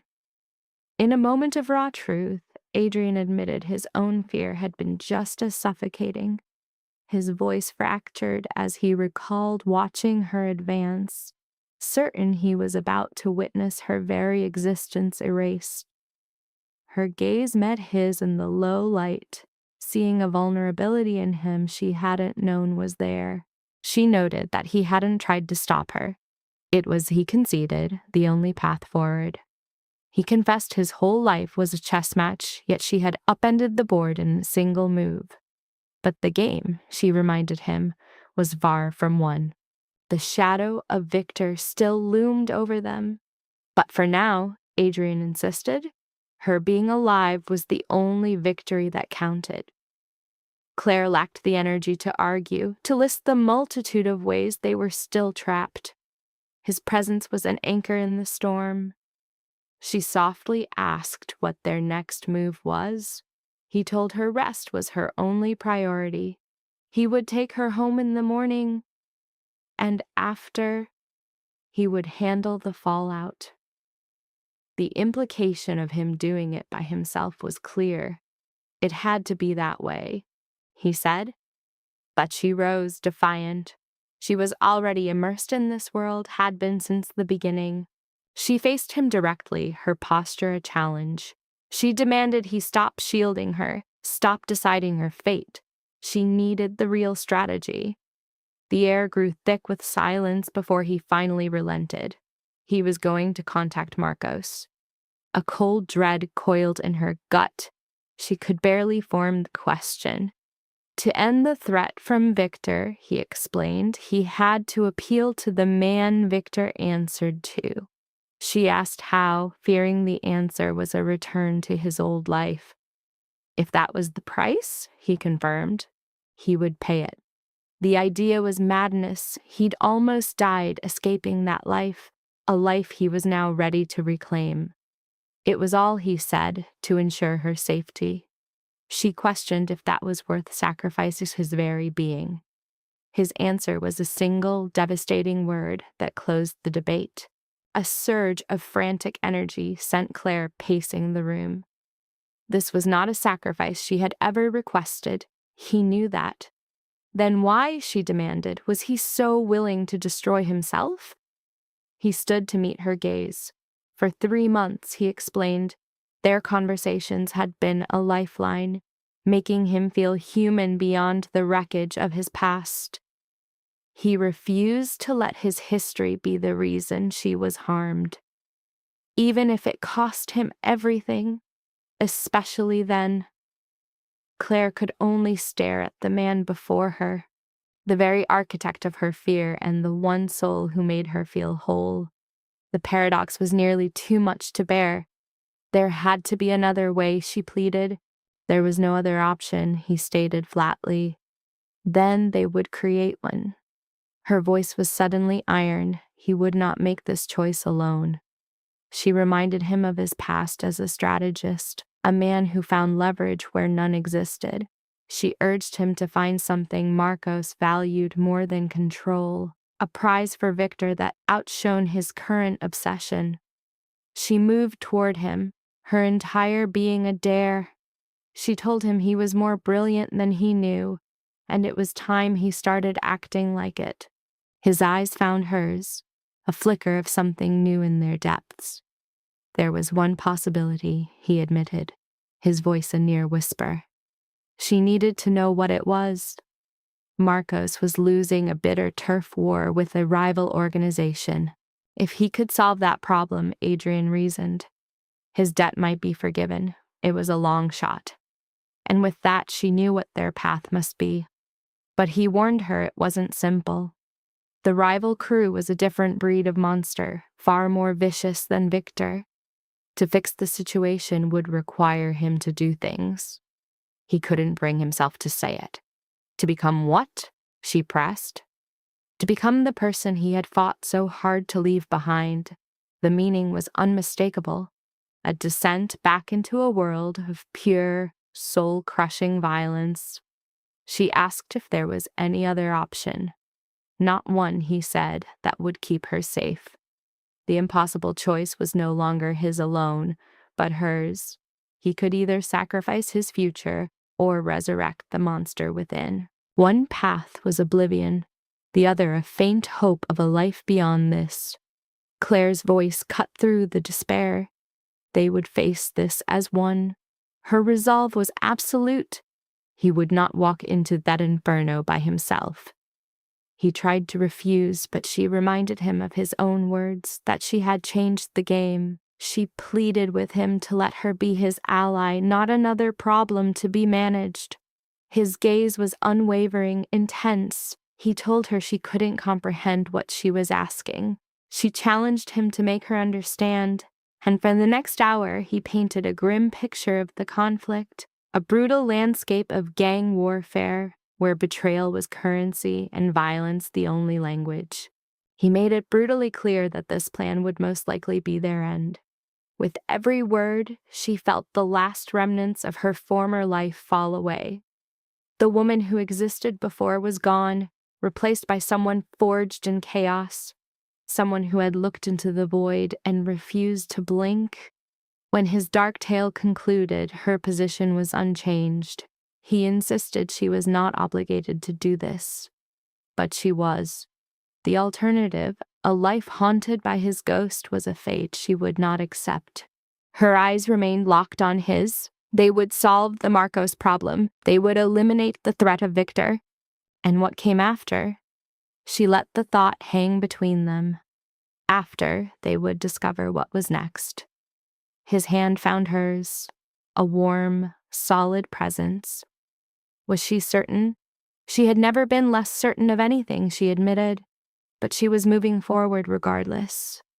A shadow of a smile touched his lips. He confessed that when he'd first sought her out, he'd expected to find a kindred broken spirit, never imagining the steel he saw now. She corrected him. It wasn't strength, but an exhaustion with being afraid. He believed they were one and the same. He made the call, his voice low, arranging the meeting for the following day. When he ended it, his expression was a blank slate. It was done, he reported. 1,000 hours at the heart of the beast. And if their plan failed, they would run, he said, and never look back. She questioned if that would be enough. That, he replied, was the question that had no answer. The dark hours that followed were a blur of strategy. He detailed Marcos's entire network, the rivalries and alliances. Claire absorbed it all, constructing a mental map of the war zone she was about to enter. Around 3 a.m, they fell silent. In separate beds, the space between them was heavy, yet calm. His voice cut through the darkness. Claire, yes, a simple thank you. For what? For not leaving, for not running, for seeing a man worth the effort of saving. Her mind raced with all the logical reasons to flee, to let him face this storm alone. But she held on to the one reason she stayed. You saw me first, she whispered back, before I saw myself, and for that, I am staying. A slow exhale of relief drifted from his side of the room. Understood. They lay awake in the silent dark, knowing that tomorrow everything would change. Dawn arrived with a cruel swiftness. She woke to find him already dressed, his face an emotionless mask. Was she ready? He asked. No, but she nodded, and together they went to meet Marcos. The entire operation was hidden behind the mundane facade of a shipping company, an immaculate front for a world of filth. The building was anonymous, a tower of glass and steel like any other. Inside, however, the atmosphere shifted. Surveillance cameras watched from every angle. Men in tailored suits followed their progress with cold, predatory eyes. The elevator ascended to a top-floor lobby that felt more like a corporate law office. Modern furniture and abstract art designed to project power, not crime. A receptionist simply gestured them toward a heavy wooden door. Mr. Reyes will see you now. Adrian's hand tightened around hers, a silent vow of protection. They stepped through the doorway together. Marcos Reyes sat behind an immense desk, his expression unreadable. He was older than she'd imagined, perhaps in his mid-50s, with graying hair and the disarming demeanor of a benevolent uncle. But Claire's instincts screamed that he was the most dangerous man she had ever met. Adrian, Marcos began, his voice impossibly smooth. It has been too long. Not long enough, Adrian countered. A slow, knowing smile crept across Marcos's lips. And you must be Claire, he said, the cause of all this recent disruption. Her chin rose. I haven't caused a thing. Oh, he mused. Then perhaps you can tell me why Victor was calling me at 2 a.m, asking for permission to hunt you both down. Because, she replied, Adrian has something you need. Victor's pride won't allow him to confess he was bested, Marcos observed, his smile stretching wider. You have a certain fire. I appreciate that. He settled back into his chair. Sit, both of you. We need to determine what comes next. They complied. Though Claire's heart hammered against her ribs, her expression was a flawless mask of calm. Marcos fixed his gaze on Adrian. Victor informs me the device you provided was a forgery. That is correct, Adrian affirmed. So you deceived me. I lied to create an opportunity. An opportunity for what? To deliver an offer far more valuable than a stale list of contacts. Adrian leaned forward. I am aware of your difficulties with the Castellano family, a territorial war that is proving both bloody and costly. Marcos's face remained an unreadable canvas. And how did you come by this information? I maintain my sources, and my talent for resolving these kinds of situations has not diminished. You have been inactive for 3 years. That doesn't mean I have forgotten the rules of engagement. Marcos appraised him, his eyes then flicking to Claire. And what is her function in this arrangement? Her security is the highest priority, Adrian asserted. That point is not open to debate. Everything is open to debate, Adrian, you know this. Marcos rose and crossed to the window. But, assuming you hold my attention, what is your precise proposal? I will mediate a truce with Castellano.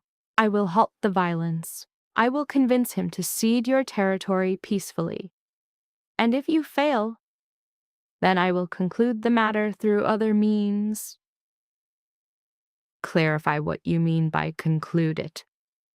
Whatever the situation demands. Marcos turned back from the glass. And if I consent, what is your gain? Your own freedom. Victor dealt with. Both. And Claire is removed entirely from this world. For good. No surveillance, no threats, no repercussions.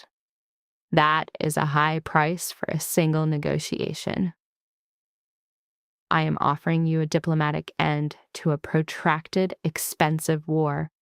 That is worth far more than anything on that device. Marcos mulled over the proposition.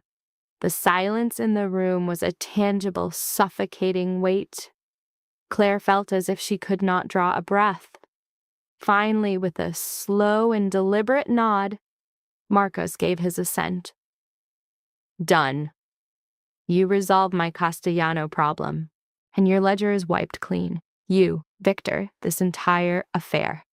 Finished. And Claire? She will remain unharmed. You have my word. Does your word still carry weight? A frosty smile touched Marcos's lips. In matters of business, always. Adrian stood and extended his hand. Marcos shook it. 72 hours, Marcos said. Make them matter. They exited the office, descended in the elevator, and were inside the car before Claire could form a word. We just struck a bargain with a monster.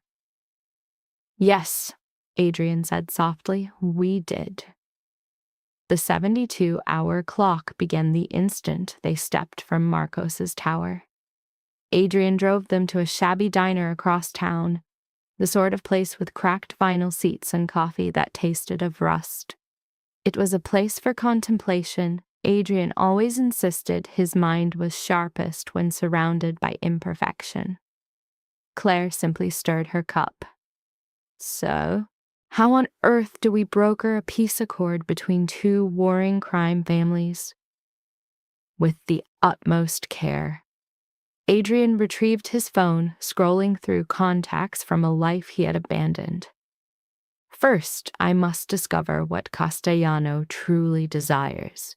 These conflicts are almost never about the land itself. There is invariably a hidden objective. Such as wealth, pride, vengeance. The list is extensive. His thumb ceased its movement, his expression turning grim. I know someone who may hold the answer, but to call her is to excavate a part of my past I buried 3 years ago. Her? Elena Voss. She once acted as an intelligence broker for both sides, a neutral entity. If anyone knows how this war began, it is she. Then call her. Adrian paused. Elena and I share a history. It is complicated. Is that history more significant than our lives? He looked at her. No, it is not. He placed the call. Claire studied his face as he waited, seeing the rigid set of his jaw and a brief flicker of regret in his eyes. The call was brief and pointed. When he disconnected, he looked as though he had aged 10 years. She has agreed to meet tonight, on neutral territory. He drank the remainder of his coffee in a single gulp. But she demands that you come as well. Me, why would she want me there? Because she cannot understand why I would accept such a monumental risk for a stranger. She wants to assess the person who could compel me to make such a desperate move. The following hours were spent in preparation. Adrian gave Claire a thorough briefing on Elena, a frighteningly intelligent and ruthless former military intelligence officer, a woman whose influence was built on knowing everyone's secrets. She had disappeared from government service after some classified event, only to reemerge as a private information broker selling intelligence for fortunes. Prepare for an interrogation, Adrian warned her. She will probe and test you, searching for any weakness. What am I supposed to say? The unvarnished truth. Elena possesses an almost preternatural gift for detecting a lie. They located Elena in a wine bar in the financial district, a venue where a mediocre glass costs $20 and every patron affects an air of expertise. She was already present, occupying a corner booth with a dark beverage before her. Younger than they anticipated, perhaps around 40, with sharp features and a gaze that absorbed everything. Her eyes swept over them as they approached, ultimately settling on Claire. So, Elena said, you are the one who drew Adrian Cross from his exile. I didn't draw him anywhere, Claire countered, sliding into the booth as if she owned it. He made his own choice. A slight smile appeared on Elena's lips. I am already fond of you. She looked at Adrian. You look as though you've been through an ordeal. It has been a trying week. I heard about the wedding. Victor always did have a taste for the theatrical. Elena lifted her wine glass. So what do you require? We need the true story behind the Castellano situation. Who is the manipulator? That sort of truth carries a heavy price. Name it. Elena set her glass down. I need to understand your motive. Why reappear after 3 years of absence? Why incinerate your entire life for... She gestured to Claire. Her. A muscle in Adrian's jaw flexed. That is not under discussion. And my information has a cost. Then you will have your reason, or this discussion is at an end. Claire spoke before Adrian could. Because he is trying to prevent my murder. Because his past pulled me into this, and now we must find an escape. And because he seems to believe my life is worth all of this. She held Elena's stare without wavering. Is that a sufficient answer for you? Elena observed her for a long moment. You are aware of what he was, are you not? The things he is responsible for? I am. Well, and you are still here? I am. A subtle change occurred in Elena's eyes. Intriguing. She turned back to Adrian. The Castellano feud is not about territory. It is about Antonio Castellano's brother, Paolo. Adrian stiffened. What about Paolo? He is gone. Murdered 6 months ago in what the police ruled a robbery gone bad. But Antonio dismisses the official account. He is absolutely certain Marcos gave the order. And did he? No, but a third party arranged for Antonio to believe that he did. Someone who profits when the two families bleed. Who? The barest hint of a smile formed on Elena's lips. Now that is the truly expensive information. Adrian began to reach for his wallet. What is the price? I have no interest in your money, Adrian. Elena leaned forward. I want a favor. One favor. With no questions, to be redeemed at a time of my choosing. That is a blank check. That is my fee. Adrian's eyes met Claire's. She gave him a single firm nod. They were out of alternatives. Fine, Adrian consented. One favor. Elena slid her phone across the polished table. Displayed on the screen was a man in his late 30s, dressed in designer clothes with a face like sculpted ice. His name Marcos Santos. He commanded a lesser crew incomparable to the Marcos or Castellano organizations. But he possessed immense ambition. He had been feeding Antonio a steady diet of falsehoods about Paolo's demise, even fabricating proof to incriminate Marcos. His endgame? To let the great powers destroy one another, then to claim the wreckage. Their task was to expose Santos, but it was hardly so simple. Antonio had already accepted the narrative entirely.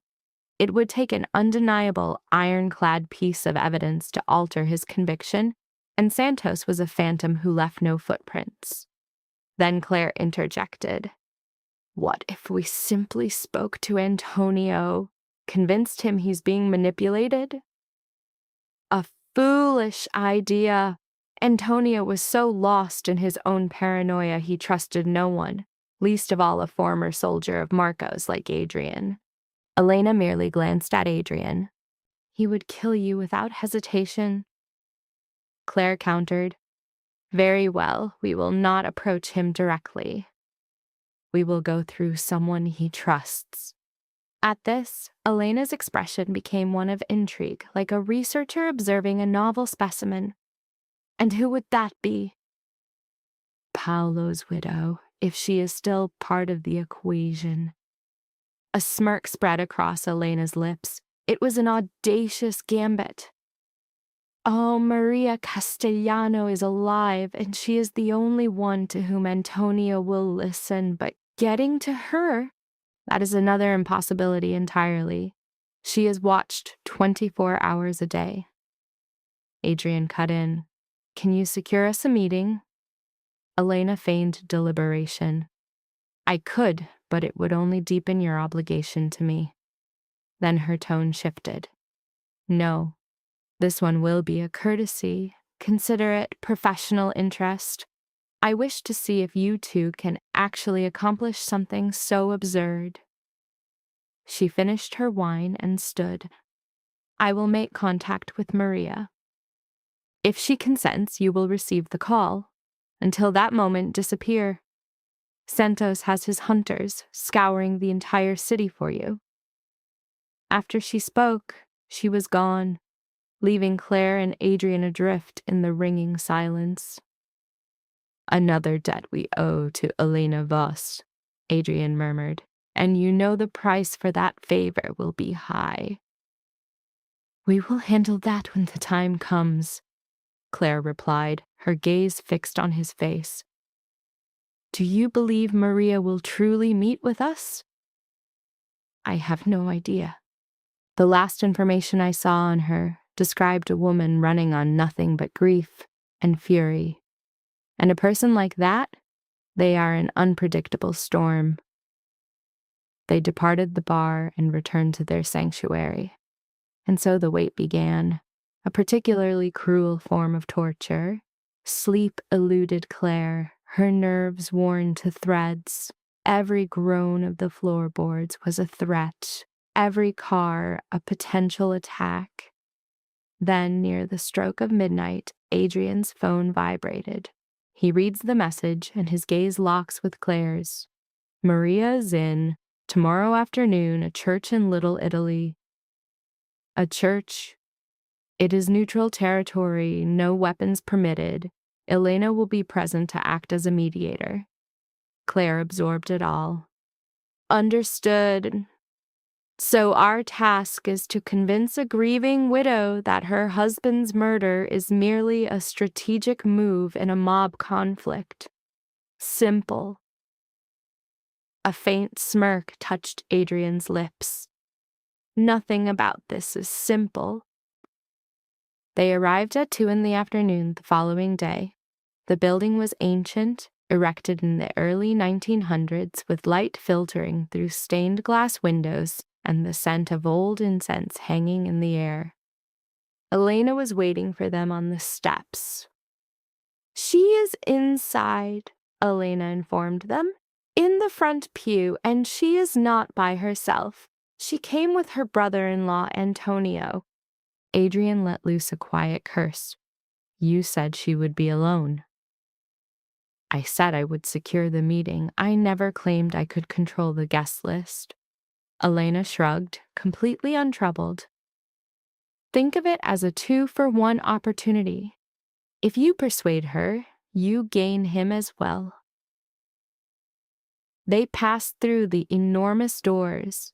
The church was dark and utterly silent, save for the sound of their own footsteps. Maria Castellano was a mere shadow in the front row, dressed entirely in black, her skin like porcelain. Beside her was a man who could only be Antonio, built like a fortress, emanating pure, barely contained violence. The instant Antonio noticed Adrian, he was on his feet. His hand began to drift toward his jacket. "No weapons," Elena's voice cut through the silence. "That was the arrangement." Antonio's hand stopped. "You have 5 minutes, Cross. After that, I will be gone, and you will be nothing but a ghost." Adrian stopped a few paces away. "I did not come here for a fight. I came to inform you that you are being manipulated." "By whom?" "Marco Santos." Antonia's face remained a complete blank. "Santos is with us. He gave me evidence concerning Paolo." "He gave you a fantasy that he invented?" Adrian shot back. "Santos requires you and Marcos to be at war so he can seize control. Paolo's death was unrelated to Marcos." "You are lying." "No, and I can prove it." Just then, Maria spoke, her voice quiet but firm. "How?" Adrian turned to her, granting her his undivided attention. "The robbery during which Paolo was killed. The police stated that they took his wallet and his watch. But Paolo never wore a watch. He had a scar on his wrist from his youth, something he always concealed, a detail that anyone who genuinely knew him would recognize." Maria let out a sharp intake of breath. "How do you know about that scar?" "Because your husband and I conducted business years before I left this life. He was a good man." Adrian's voice grew softer. "I am sorry for your loss, but Santos is merely using Paolo's memory to make you his pawn. The narrative he provided you, the witnesses, the reports that implicated Marcos, it was all a falsehood." "Show me," Antonio growled. Adrian slid a file from Elena across the pew. "These are the authentic financial records from the night Paolo died. Santos altered the copies he gave you. Your own accountants can verify their legitimacy." Antonio snatched the file, his eyes racing over the pages. With every line he read, his expression grew darker. Maria stood. "If this is true, if Santos really—" Her voice faded. "But why? What is the purpose?" "Ambition and a dark void where his soul ought to be. He knows if you and Marcos destroy each other, he can simply step in and claim your territory." This time it was Claire who responded, her voice calm and steady. "Your husband was killed in a random mugging, not as a maneuver in a larger conflict. Santos is twisting your personal tragedy into a justification for war." Maria's eyes locked onto Claire, truly seeing her for the first time. "And who are you?" "Someone who understands what it feels like to be used as a piece in another person's war." Claire did not flinch. "I am sorry about your husband, but do not allow Santos to transform his memory into a call to arms." The file struck the floor with a thud. "If this is true, Santos is a dead man." "That resolves nothing," Adrian intervened. "You kill Santos, you simply begin another war. The cycle is unending. More bodies, more broken families." He allowed the silence to fill the room. "Alternatively, you let me manage it. Let me arrange a meeting with Marcos and Santos. We bring the lie into the light. We end this without another shot fired." "And what do you gain from this?" Antonio asked. "What is your motive?" "My freedom, and hers." Adrian gestured toward Claire. "We are trying to escape this life permanently, and putting a stop to this war is the only path." A silent understanding passed between Antonio and Maria. Finally, Maria offered a slight nod. Very well, you have 48 hours. Prove Santos is responsible for this, and we will back down. But if you are deceiving us, I am not, Adrian said with finality. They exited the church. A tremor ran through Claire, a delayed response to the adrenaline, but she maintained her composure until they were in the car. Well, that proceeded better than I anticipated, Elena noted from the driver's seat. Do not jinx it, Adrian answered. The difficult part is only just beginning. That difficult part involved persuading Marcos to sit in a room with Santos while Antonio observed. Adrian spent the following 12 hours cashing in every favor, contacting old acquaintances, and assembling a plan that felt very much like a suicide mission. At last, the scene was arranged. The meeting place was an abandoned warehouse in the industrial district, chosen for its supposed neutrality. Marcos, Santos, and Antonio were the main participants. Elena served as the moderator. And Adrian, he was the man poised to detonate the entire situation. What if Santos just claims it is all fabricated? Claire inquired. Then we improvise, Adrian said, as always. They arrived an hour ahead of schedule. Adrian performed a sweep of the perimeter, charting every exit and possible kill zone. Claire observed him, studying his method. You are truly skilled at this, she said. At what? Deconstructing a space, planning 10 moves in advance, staying calm while everything is on fire.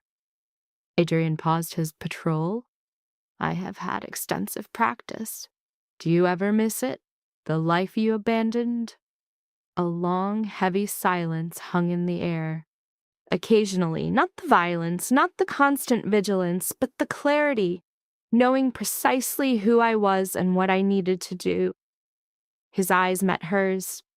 But then I recalled the person I was becoming. Cold, hollow, and I know exactly why I departed. And now?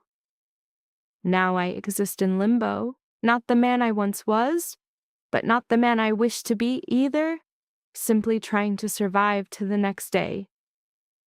That is merely called being human, Claire said gently. The key figures began to arrive. Marcos drove in first, accompanied by 2 bodyguards. Antonio came next, alone, but clearly carrying a weapon. Last was Santos, wearing a smile that would be more at home at an elegant affair. Elena stepped into the center of the immense room. Gentlemen, we are here to conclude this, once and for all. Adrian simply enters with intelligence, poised to shatter this entire affair. But Santos maintains his smile, saying, Intelligence, my friend, this is merely theater. Adrian steps into the light, revealing everything. You approached Antonio and claimed Marcos ordered the hit on Paulo. You supplied him with forged papers, false witnesses, and a fabricated financial trail. You ensured all evidence pointed directly to Marcos. Santos coolly says, because that is the truth of what happened. No, that is a fiction, Adrian counters, dropping the real ledgers. These are the genuine books from that night. The material you gave Antonio was a complete fabrication. You hired someone to eliminate Paulo, made it appear as a robbery, then manipulated the evidence to frame Marcos. And then the smile on Santos's face finally begins to break. That is an outlandish claim, my friend. It is a fact, and I have a witness who will confirm every single word. Adrian gives Elena the cue. She plays a recording on her phone, and a voice echoes through the warehouse. You can hear the man's voice, trembling with fear but perfectly clear, confessing everything. Santos paid me $10,000 to eliminate Paolo Castellano. He told me to make it seem like a mugging that went wrong. He promised me more money later. I had no idea he was framing Marcos. I was desperate for the money. The recording stops. Marcos's face is like stone. Where did you acquire that? Elena has her sources, Adrian says, and they are very reliable. Santos takes a step back, utterly exposed. This is a setup. He is lying. But Antonio moves like a serpent. In one swift movement, his weapon is out and aimed directly between Santos's eyes. You killed my brother. Then you used his death to transform me into your personal weapon against Marcos. Antonio, wait. The composure Santos wore like armor cracks and falls away. This was a deviation, an unforeseen variable. Paolo was only ever meant to be a casualty. It was commerce that soured. Commerce? The chill in Antonio's voice could freeze blood. Was my brother's existence just a line item in your ledger? A voice like a razor cuts through the air. Antonio, let go of the weapon. It's Marcos. And why? So you can be the one to end him. No, so we can conclude this with a shred of honor. Marcos's gaze finds Santos. You almost ignited a firestorm. That fire is now extinguished. Instead, you'll simply cease to exist. Your instructions are to liquidate your entire enterprise and be gone from this city before the sun rises. If I ever lay eyes on you again, there will be no words. Santos's eyes dart around, to Marcos's frozen fury, to Antonio's naked rage, and Adrian's disquieting stillness. And the truth that he was completely outplayed lands like a coffin lid. Understood, Santos chokes out. You have 12 hours, Marcos declares. Beyond that, my methods become far less civilized. With no further comment, Santos pivots and vanishes into the night, leaving a silence that weighs a ton. Marcos turns to Antonio. I am sorry for Paolo. My intelligence was flawed. And if you had known, what would have changed? Antonio secures his firearm. You would have prevented it? That was never a possibility. Perhaps not, but I never would have allowed Santos to use his death to turn us into enemies. Marcos extends a hand. Is this matter settled? Antonio studies the hand, then clasps it. It's settled. Then Marcos looks to Adrian. Impeccable work. You've resolved my complication. Our account is balanced. What is Victor's status? He's being recalled. You and the young woman are free to leave precisely as we arranged. Adrian offers a curt, businesslike nod. My gratitude. Don't offer thanks. Simply return to being a phantom, and this time remain one. Marcos departs, Antonio following in his shadow. Only Adrian, Claire, and Elena remain. A faint smile graces Elena's lips. That was quite a performance. You acquired that recording with startling speed, Adrian observes. I have my methods. She pockets her phone. And do not forget, Adrian, your debt to me has now doubled. I will come to call it in. I am aware. Elena makes her exit. Adrian and Claire are left adrift in the cavernous, silent warehouse as the gravity of the past 72 hours descends upon them. Is it finished? Claire whispers. Yes, it's finished. She awaited a wave of relief, but found only a profound, soul-deep weariness. They returned to the motel to tie off the last threads. Adrian dispatched his final messages. One to Marcos, confirming the closure of their arrangement, another to Marcus, a word of thanks for his support, and a final one to Victor, who had apparently received his recall with surprising grace. At last, he faced Claire. You have your freedom. You can reclaim your former life, rejoin your family, return to normalcy. And you? She asked. I'll fade away, find some quiet corner of the world, begin again. Claire simply watched him, this man who had deceived her, rescued her, and guided her through an inferno just to see her to the other side. Is that truly your desire? What I desire is no longer part of the equation. It is? She stepped forward, closing the space between them. For 3 years, you built a new man, a superior one. Then you resurrected the old one, all for my protection. So what comes now? You simply flee again? Because you have no other options left, except for one. You could remain. Not in this place, not in this life, but with me. We could discover a new life, together. Adrian stood motionless, her words striking him with the force of a physical blow. Claire, you have no debt to me. This isn't about debt. It's about how, in the heart of that utter chaos, you were my only anchor to sanity. Her voice trembled, but her gaze was unwavering. For 4 years, I was the ghost, the fractured sister pitied by all.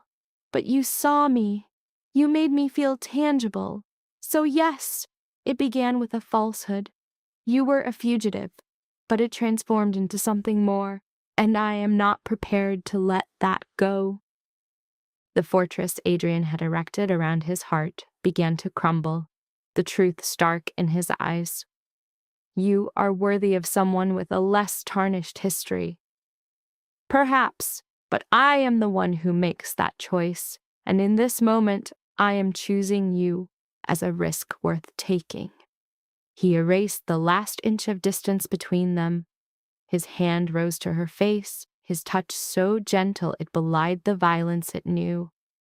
If we proceed with this, he breathed, you must realize I am never returning to that existence. Not for Marcos, not for anyone. I am finished. I know. And I will dedicate the rest of my days to becoming the man you believe me to be. You already are. She leaned into his palm. You just need to see it. And in that moment, he kissed her. It began softly, an inquiry, then deepened into a silent outpouring of all the words he could never speak. Claire met his kiss, a piece of her spirit finally sliding into its rightful place. When they parted, an authentic smile touched Adrian's features. What follows? Now we return. We face my family. We find a way to explain any part of this. That sounds like a pleasant discussion. Likely not, but we'll navigate it. She took his hand. Together. The following morning, they departed the motel, driving back toward the city, back to the vineyard where their lives had first unraveled. Claire's parents were present, as was Stella, all of them strung taut with anticipation for her return. The moment their car appeared, her mother burst from the house, tears already tracing paths down her face. Claire, oh, thank heaven! Claire stepped out and was enveloped in an embrace, her mother weeping while her father lingered nearby, the stress etched onto his face. Stella simply observed from the porch, her expression a conflict of guilt and relief. I'm all right, Claire assured them. I am safe. Her father's gaze shifted past her, fixing on Adrian as he exited the vehicle. He is with you. Yes. Claire, law enforcement said he was a man of great danger. He is. He was. He is also the reason I am standing before you now. Claire gently eased away from her mother. I know you're disoriented. I know you're terrified, but I need you to place your trust in me. Her parents exchanged a look of complete bewilderment. Her mother managed a small, trembling nod. "All right, come inside, both of you. We will speak." For the subsequent 2 hours, they wove a carefully curated version of events, omitting the bloodiest chapters to shield her parents. Claire recounted meeting Adrian online, the forum, the wedding invitation. She deftly sidestepped the parts involving illicit shipments, raw violence, and desperate bargains. Adrian supplied the rest, his words chosen with surgical precision. He told them people from his former life had located him, that his sole purpose was to ensure Claire's safety, and that the threat was now neutralized. Claire's father remained wary. "And we are expected to simply accept that on your word." "You don't need to trust me," Adrian responded, "but you can trust that I will never allow harm to come to Claire again." The wall of silence Stella had maintained, a 4-year standoff, finally collapsed. She requested to speak with Claire privately, initiating the mending of their fractured narrative. Amidst the vineyard rows, the confession spilled out. Stella articulated her remorse, conceding her envy was not merely an emotion, but a poison that nearly cost her twin her life. She claimed full responsibility for the danger that had followed. For Claire, hearing this was like pressing on a new wound. Yet beneath the agony was something more fundamental: the strange, undeniable connection of twins, two halves of a single entity before life had torn them apart. And then, a single word from Claire begins the great restoration. Stella dissolves into tears of relief. Here are two sisters, finally starting the long journey back to one another. That evening, Claire and Adrian find refuge in an anonymous hotel, a way station before they attempt to construct a life from the ruins. For now, they simply are. Two deeply broken souls who, against all odds, are finding their balance in the wreckage. In the darkness, Adrian voices his heart, whispering, "Claire, thank you for choosing me, for believing I could be better when the world only saw a monster." But she simply replies, "You were the one who saved yourself. I was merely the reason." And in his embrace, she feels a profound security, as if she is truly being seen for the very first time. The old identity of the invisible twin is gone. This is Claire Bennett, a woman who walked through hell and emerged as tempered steel, who witnessed a man's darkness and wagered on his light. She finally understands that being broken does not diminish her. It makes her real. We jump forward 6 months. Claire stands at that very vineyard, but now she is the focal point, no longer a figure in the shadows. Her attire is a statement of power, not concealing her missing limb, but celebrating it. The prosthetic she wears is a stunning piece of polished metal glinting in the sunlight.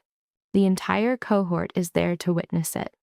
Her family, Adrian's associates from the legitimate enterprise he has since built, and the unpredictable Marcus Chen himself. Stella stands by her side, their bond now irrevocably forged anew. In the front row, her father watches Adrian at the altar with a look of final acceptance. And Adrian, true to his promise, has created a new existence, helping others avoid the very bullets he once delivered. He is the living embodiment of the idea that a man can rewrite his own story if the reason is compelling enough.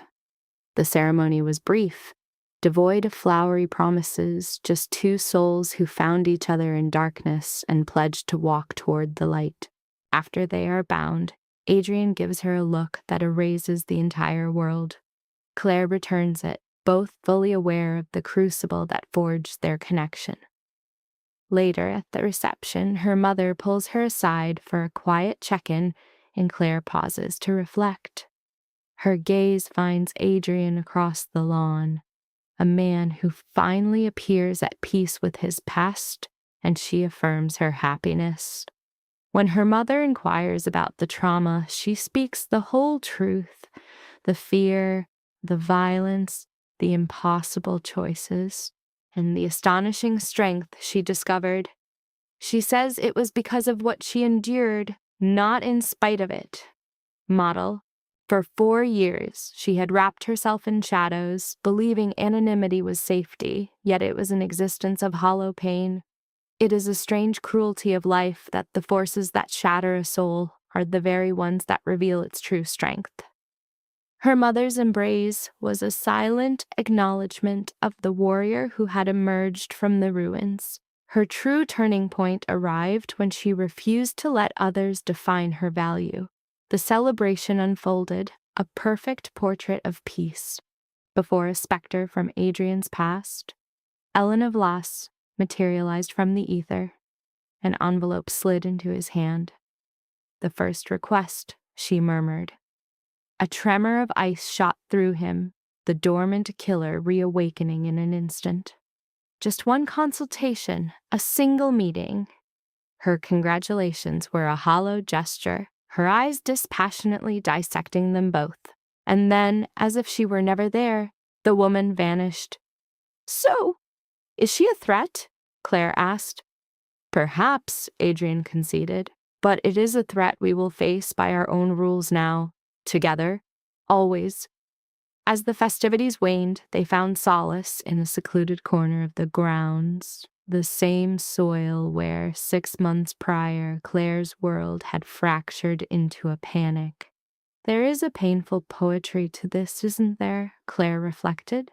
Your arrival at that first gathering ignited the entire inferno. Victor's pursuit, my abduction. Are you recounting our scars to prove a point? The point, she affirmed, is that I would not erase a single moment, for every agonizing step on that broken road delivered us to this. Her gesture encompassed their surroundings, the tangible evidence of a life remade, a world they had constructed with their union at its core. Adrian regarded her with solemn intensity.